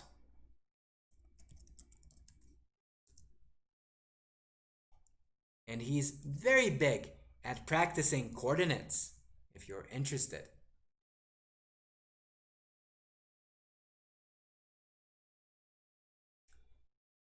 So here, knight d3, take a5, b5, knight d2. You always had to look out for these sneaky sacrifices, and the a-pawn runs. It is something I will never stop showing because this is a tactical trick you must remember. The knight is attacked, so you've got to deal with it, and other than that, the a-pawn is making the run for it. But alright.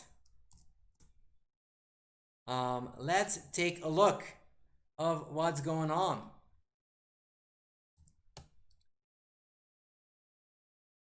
As the fourth game is about to get started. Let's finish it up though. b5, there, knight b6. Could have also tried knight a3, knight b1, and knight c3. Knight b6, a4, and the pawn is running down the board. d3, knight b4, takes, and there are problems because the a-pawn runs away.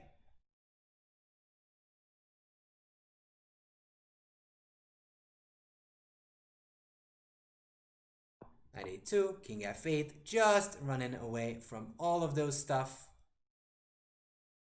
Bishop a4, knight is coming in, and it was over. So let's go back, and they're coming back for this game.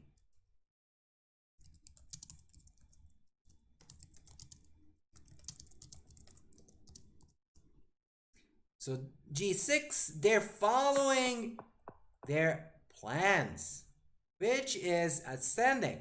Takes, h3, f4, and Dubov comes prepared with c5. Expecting a sharp game? Well, be ready. No problem at all. Thank you for subscribing with tier 1 sub for 5 months. Welcome back. c5. This is a new way of playing. Probably he's going for c4, just killing the scope of that bishop. If that happens, you'll have a good position. Private Theories, thank you for the follow. That actually means, and I'm curious, will we see an Armageddon today?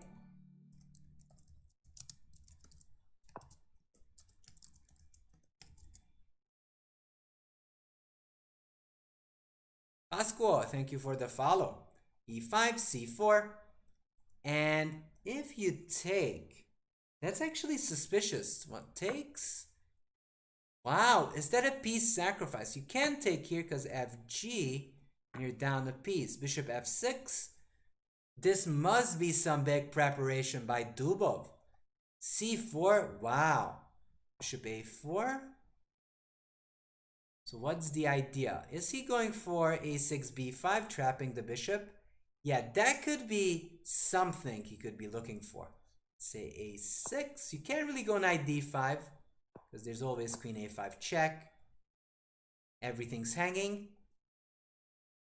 b5 coming, queen a5. Even better. He wants to take and take on a4, but I'm suspicious. Even if you go bishop c3, what about your king? Your bishop will be sorely missed. Castles? So this might just go down. Who knows? Okay, castle takes. Wow. Wow. Wow, wow, wow. f5 could be interesting. Just give up the pawn. Black is yet to develop. Takes. And go g4 if I want to. Bishop d4, f6, just closing it in, g4, bishop e6, then I just go rook e1, So there's big counterplay here. It doesn't matter that you're up a pawn. Black will have to face immense pressure with that bishop. Bishop c2 is an option. Takes queen a4, f5. Actually, it's not an option because I can go g4 now. And you'll have to deal with the f7 pawn. I don't know. Even though if black survives, he's going to win. So who knows? I'm not sure myself. And kind of anticipate f5. Nikapur says, white has a short-term advantage, but black looks better in the long run. Agreed. Agreed wholeheartedly.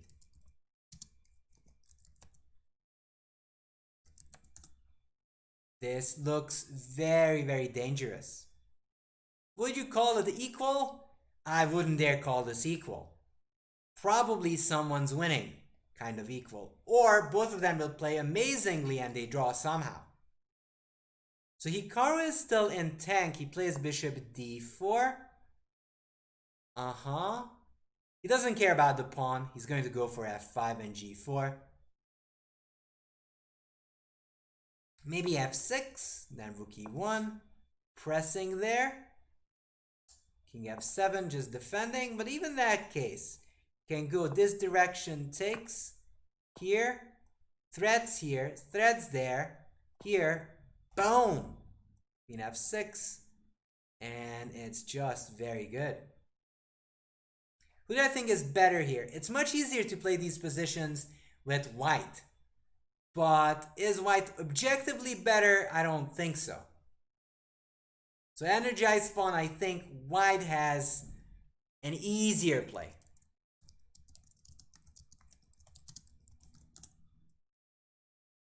Bishop d4, f6 seems logical, or just go bishop d7. Definitely you want to get rid of all of those pieces.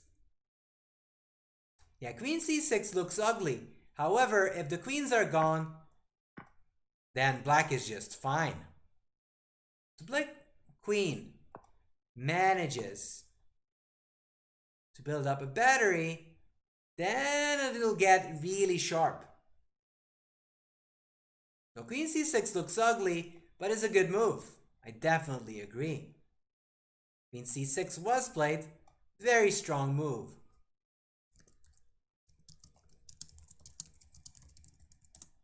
Queen c6 was very nice.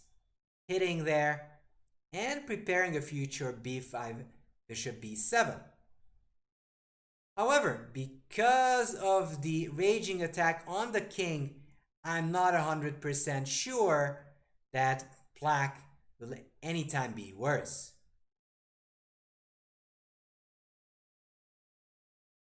I would never take on c6. I don't think that's a good idea. But let's say queen g3. You want to queen up the board. f5 is there. f6, maybe even f5. You can't take it because rook takes f5. There's a pin. If you play g5, h4, and my queen slaloms through those white squares, and that would be tragic. Why not queen f2? Because I want pressure on this king. And if the queen is on f2, then you never have this f5 breaks. You do want to avoid those queen trades. So there, maybe queen c7. And maybe a tango of queen f3, queen c6. I'm joking, but not joking. This is also possible just trying to stop f5. Or you can go queen h4. Eventually, you'll have to play f6. And even f5 is a threat. If you go b5, you might be able to go f5. He goes queen e3 instead. This is not equal. White has a big attack.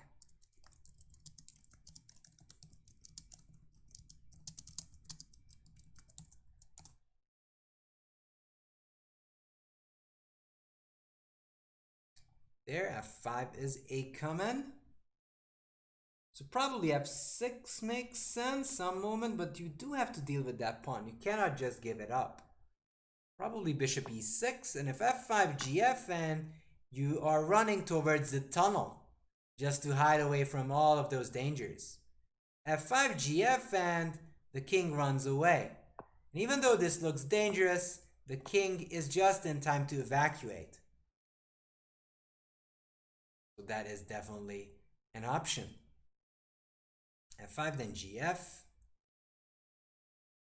Queen e5, then there's f6. So you're not actually gaining access.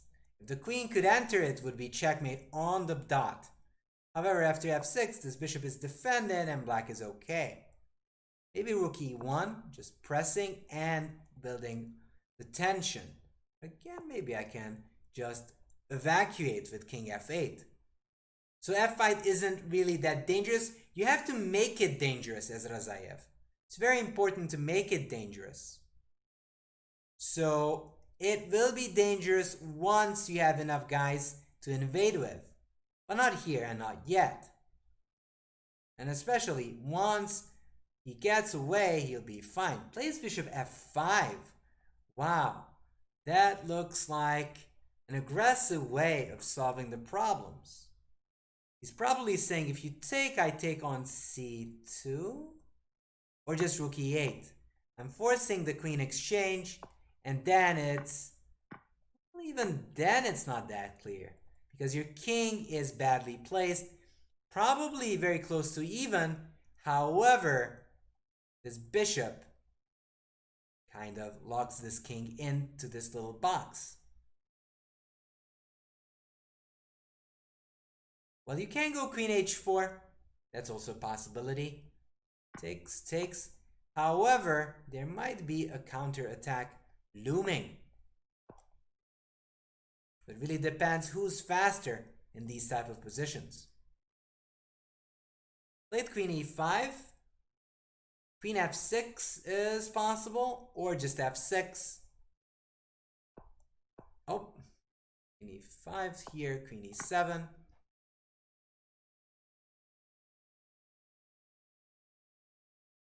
Queen e7, still rook e8, rook e2. And it really doesn't matter how many pawns a guy has.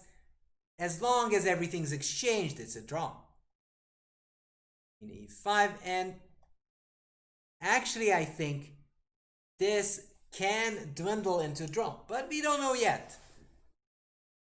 However, Dubov has a choice. He can go queen f6 and exchange queens that way, or go f6, queen e7, and rook e8, rook e2.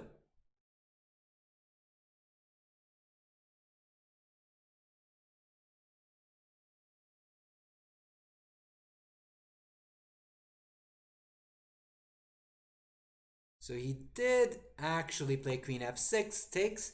However, then this king can be boxed in. Probably rook d6, therefore, is an important move. You want to get rid of this guy before white can get a hold of any files.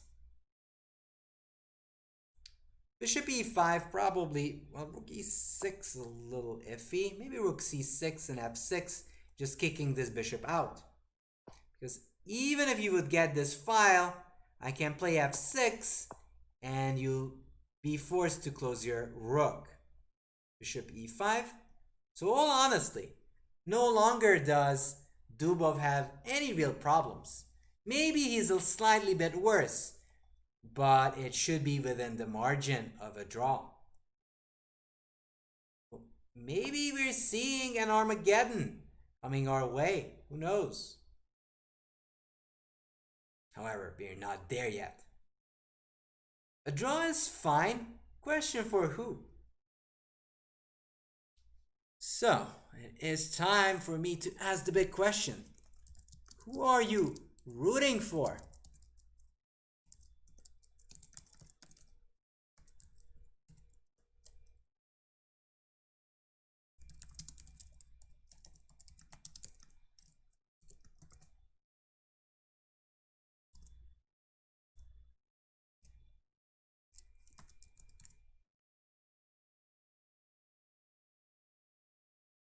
You're rooting for Ding.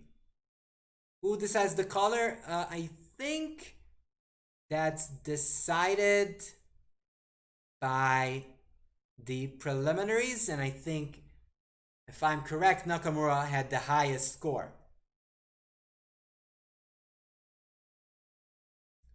So if I'm correct, and I think I am, then Nakamura gets to decide.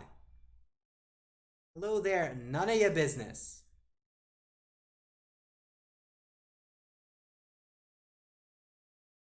Subjectively, the game is getting close to a draw. However, it's not drawn yet. So who knows? Who knows?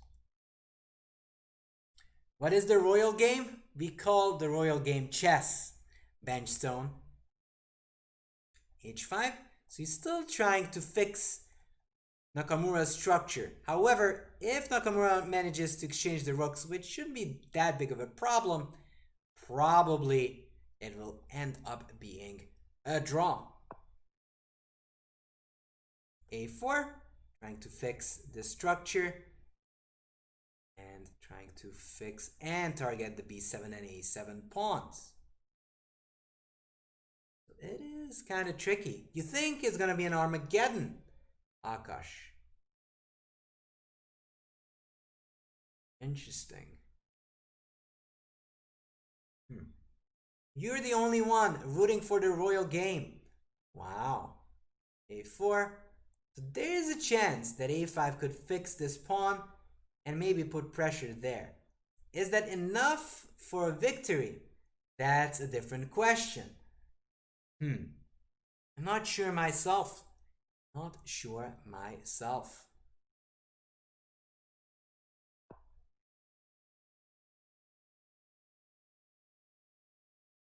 Rook E8. Pressing, takes. And now we're going to see some exchanges, which is a dead draw. Probably the last moment here is to go A5 and fix this pawn and try to go against it. The bishop takes F7. I think this will end up being an ending without rooks, but with opposite colored bishops. This is a draw.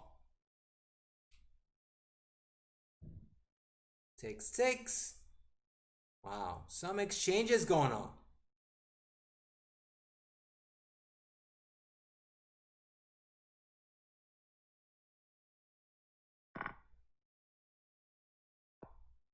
Takes, takes.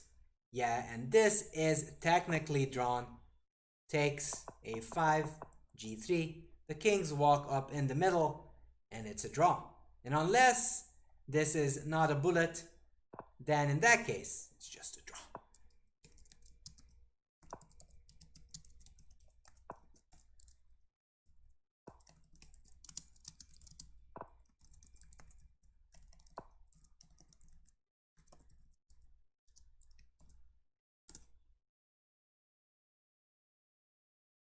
And they're just going to repeat. Nothing special. Armageddon incoming.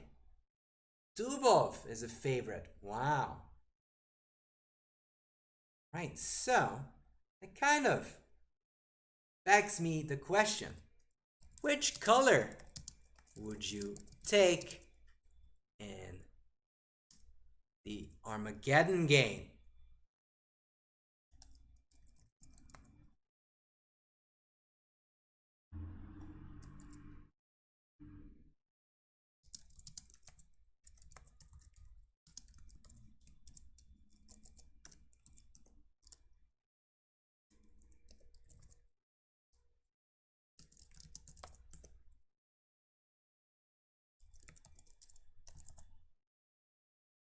Pretty curious about your choices. Naka will always take black. Okay. So very, very tense match. Fantastic preparation by Nakamura. He did really, really well in the first game. He neutralized the counterplay of Dubov, and then he was out playing or out preparing more so him in that classical situation. And then he lost, then he fought back, and now we are here. So I think it is legitimately very even. You take black, Humedes says, because nobody has broken through with white. Interesting take. What do you think, chat? What color would you pick?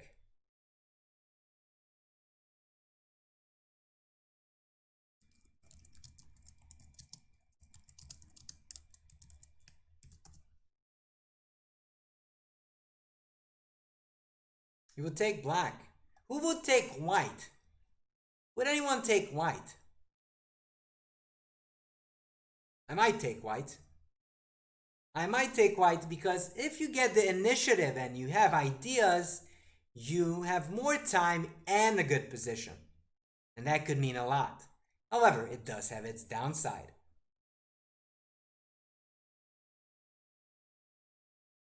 But is that just me? Crafty Zeb is saying at my level I would pick white, but if I was Hikaru then black. Okay. So probably black is the favorite? Okay.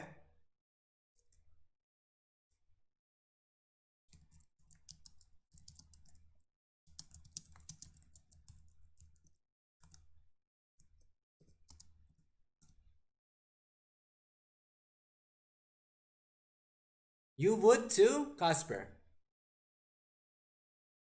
I like white in Blitz, says Pollo Frito. Yeah, I mean, white is good. However, a draw is a big advantage. So I don't know. I do not know. Naka favors his chances to draw. Yeah, that's possible. But I don't know. So far, Nakamura was very convincing with black. He barely made any mistakes. Was just doing very much fine. So, more I think about it, the more I would take black as well if I was Nakamura. The Dubov probably should take black as well. So probably everyone will take black. Oh, black wins!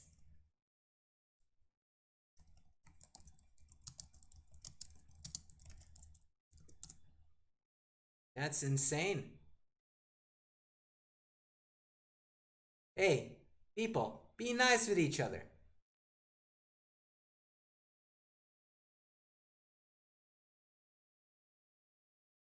I don't know. This looks like an interesting matchup.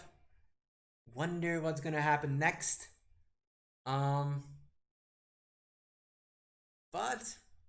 shall see. Any opening predictions?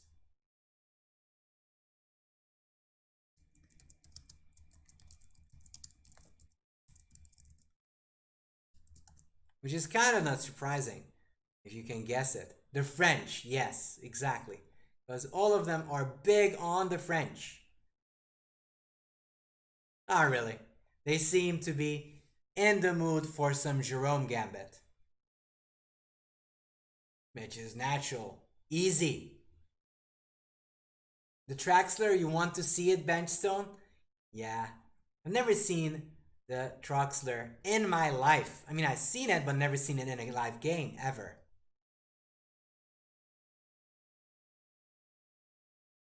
It's a counter, Traxler counter Gambit. Yeah.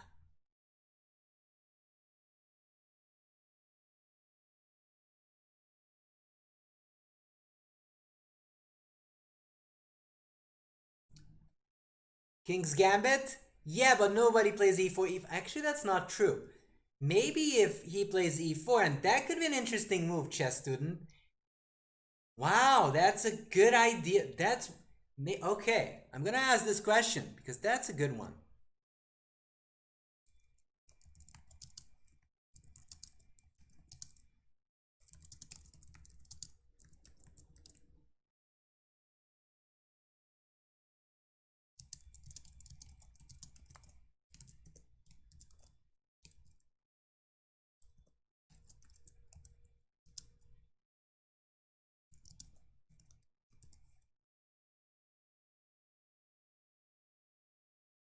Naka is playing this time set up for the last 10 years. Yeah, he's being very conservative. He's going very Karpovian these last couple of tournaments, but it's been working for him. He's not mixing it up. He's just doing the same old, same old. Going very classical, playing very well. Hello, Gene Eagles. You think a gambit is likely, but a king's gambit not. Interesting take, Akash. So if I could describe Dubov, he is a gambler. He just realized he doesn't have a shot with gambling against Nakamura. Or at least he hadn't gambled so far. He's been playing very circumspect chess in so far.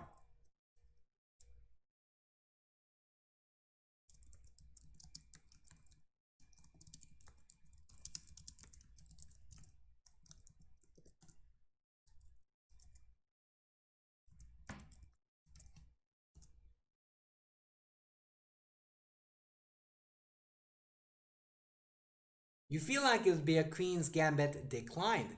It might as well be. Question is, if that really happens. Yeah.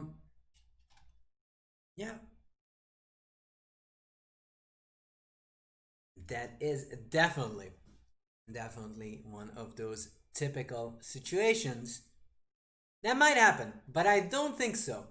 There's a reason why the English is played by Dubov. He doesn't want to get into all those theory. He's trying to avoid that. He might actually play something nonsensical in the last game if he wants to mix it up. Something like b3 and stuff like that. But didn't he do it on day one? Did what, Ezra Zayev? Did what? b4 or g4? No, I mean b4 only if it is Alessia Santaremo who's being her second. I mean, she being his second.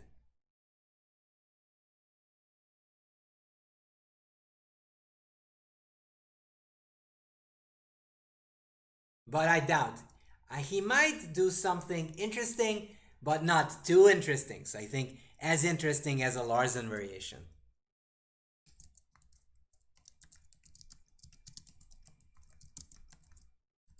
With less of a theory, but with more chances to win.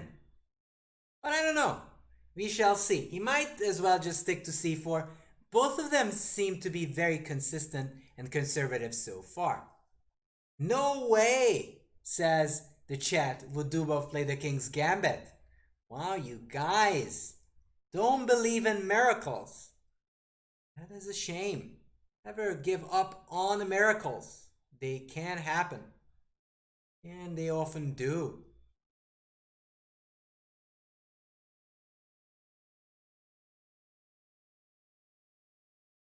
All right. We have e4, e5 on the board. Let's see.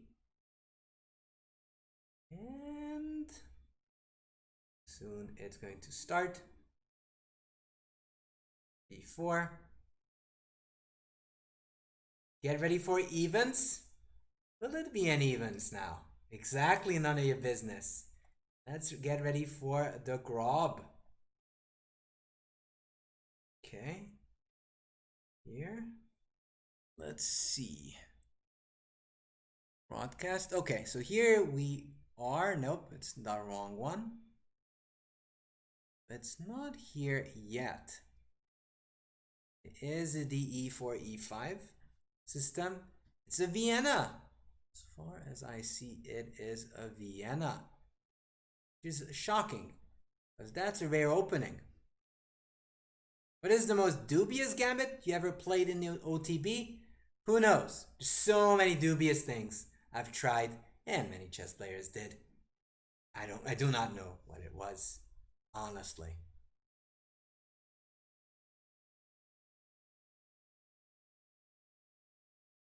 Playing in Brazil? I never played in Brazil. Never did. So, openings.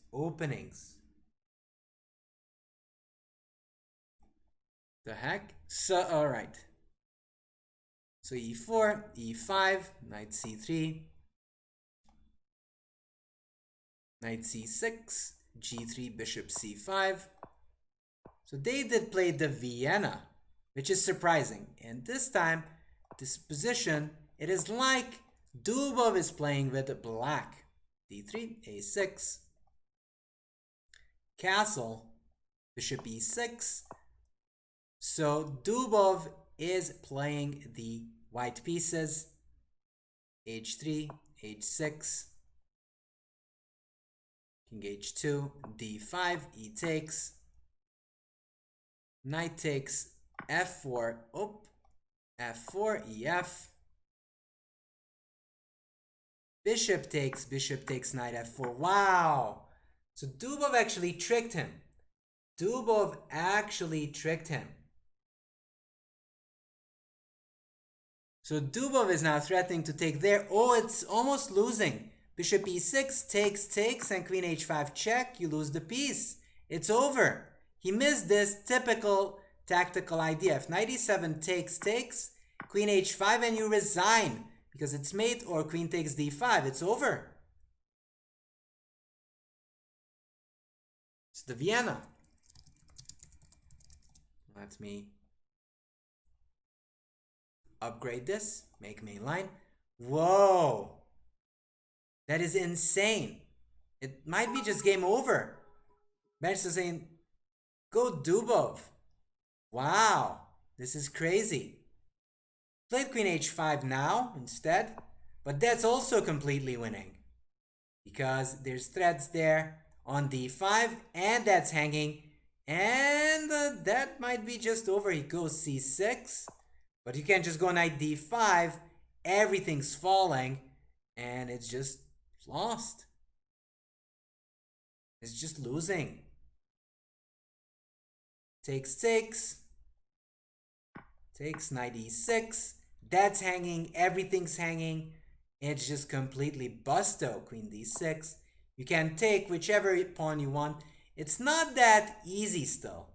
He's obviously winning, however, White's king is a little bit weak. So if he doesn't win in a due time, he's going to be in trouble.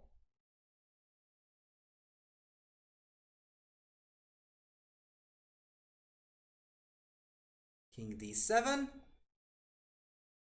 Okay, we've got it. We're here. Yay, we're back. Here's the link.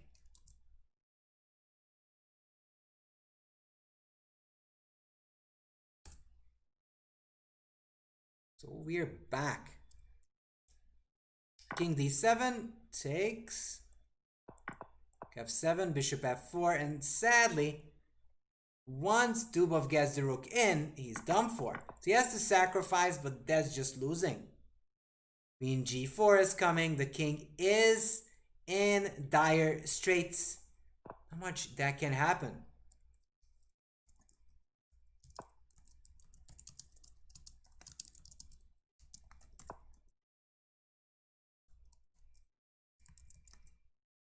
Yeah, Dubov is winning. Objectively, this is near winning. You can go queen a4 check. He just goes knight d4. King b6, not sure.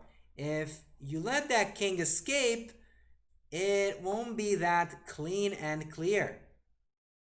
He's still up millions of material, so he defends the second rank. However, there'll be issues that he will have to deal with.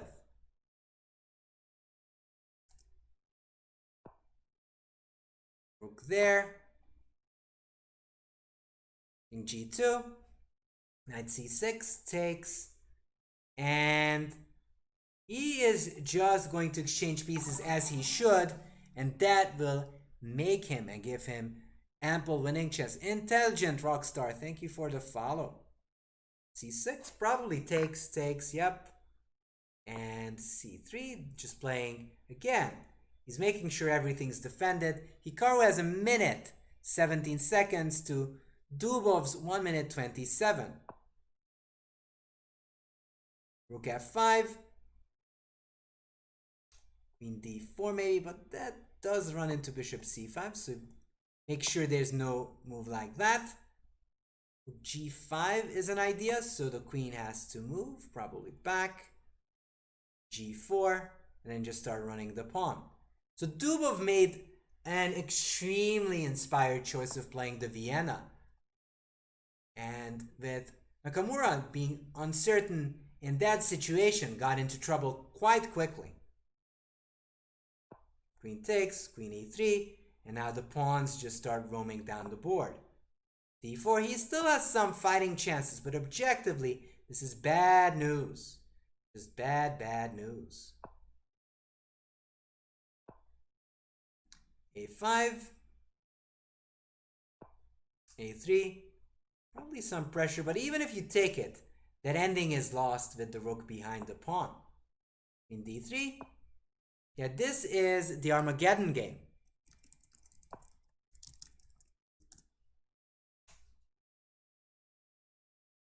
b5, it's breaking it open. Rook is coming in, queen is coming in. This is game over. This is gonna be game over, which would mean that Daniil Dubov would win his first big event. It is an online event, but it's still a big success. Rook e7, queen a4, and everything's falling. It's about to be over. Rook takes c7 and resigns. Daniil Dubov is the Lindoras champion. Wow. Lindoras champion Daniil Dubov. That is crazy. You can't take because queen c5. Everything's falling. What a win by Dubov. And a heartbreak for Hikaru, who had come back twice in the previous match and this one. So this is insane. Probably the fact that Hikaru didn't expect this one was just insane. The Vienna, yes, Benchstone, the Vienna. Thank you. Saying good coverage, Seston, I appreciate. Yeah, heartbreaking. Must be really heartbreaking for Hikaru, because he was really close to clinch it. So let's take a look from the beginning, because we didn't catch it. e4, e5. I kind of expected e4, e5 to show up. Thank you, Lyrical Chess. e5, knight c3, and this just made sense. They were squaring off with c4 earlier on, when in fact there was room for a little bit of creativity with e4, and probably that's why Dubov was waiting for the last game to show it. e5, knight c3, no king's gambit, but the Vienna. Bishop g2, knight e2, d3, a6, bishop e6, and probably Hikaru had to be a bit more conservative, but he didn't sense the danger. h6, king h2, and now f4, f5 is coming. That's why he didn't go here, because he would face this swarm of pawns, which could be terrible news. And that's kind of the reason that he avoided that. d5, but this runs into a critical idea by Dubov.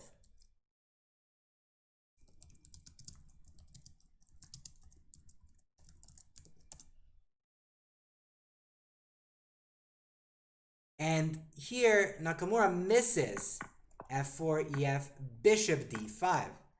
In fact, this is a typical exchange move in these positions. Well, it's just not popular. It's just the fashion, Benchstone. So bishop takes d5. What is said, f takes, knight takes. There's still queen h5. Not only hitting this bishop on c5, the bishop on d5, but that pawn on f7. And this is just terrible news. And after takes, knight f4, tragedy strikes for Hikaru, because you can't defend your king, the two bishops, and the f7 pawn, which is just insane. You can't really go g5 because the d5 bishop is hanging, and you're just down a piece. And at this level, being a piece down is a game over. You can't really do anything in that case. Knight e7. If you go bishop e6, just takes, and queen h5 check looks cheap. However, it's not that cheap. It wins a piece. End the game.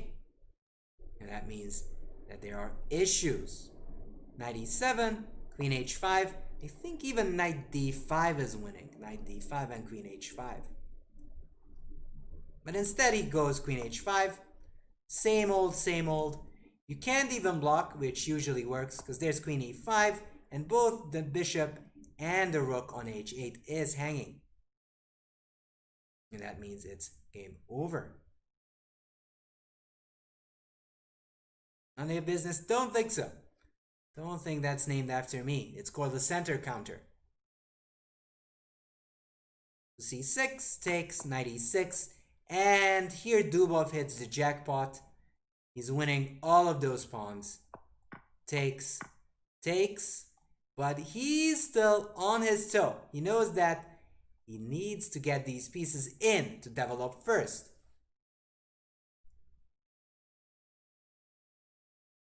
Rook f8, bishop f4, and Nakamura has a sad time now, because once that rook gets in, White just has an overwhelming advantage.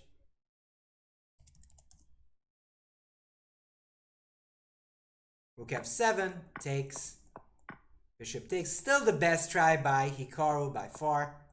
Knight e6, knight d4, rook e2, and even though he has the advantage, he makes sure everything is over defended. And it's not the Danish gambit, no.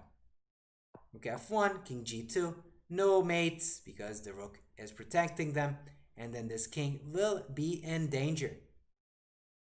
Knight c6 takes, c3, b4. It's never too late to mess up positions, by the way, people. You go queen d4, bishop c5, and then Hikaru's defense would pay off. So go here, check, takes. Can't go here because rook f4 and I take the queen. So check. If you go here, I check you, and you lose. Then you just lose. So b4, check, queen takes, queen e3, d4, h4, a4, and he just slowly, as you can see, defend all those pieces and then moves forward. b5, f6, takes, check, takes, queen e8. Again, making sure everything's defended. Also, that's number 4. It doesn't really matter. You can't really go rook g7 because there's rook e7 check. And I exchange off your rook and win the f6 one.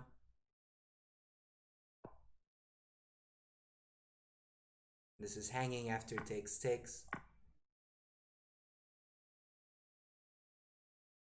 So rook f8, check. Here, rook c7. And here Hikaru resigned. It's queen c5. You can't defend both of those rooks. And that means that he is going to win.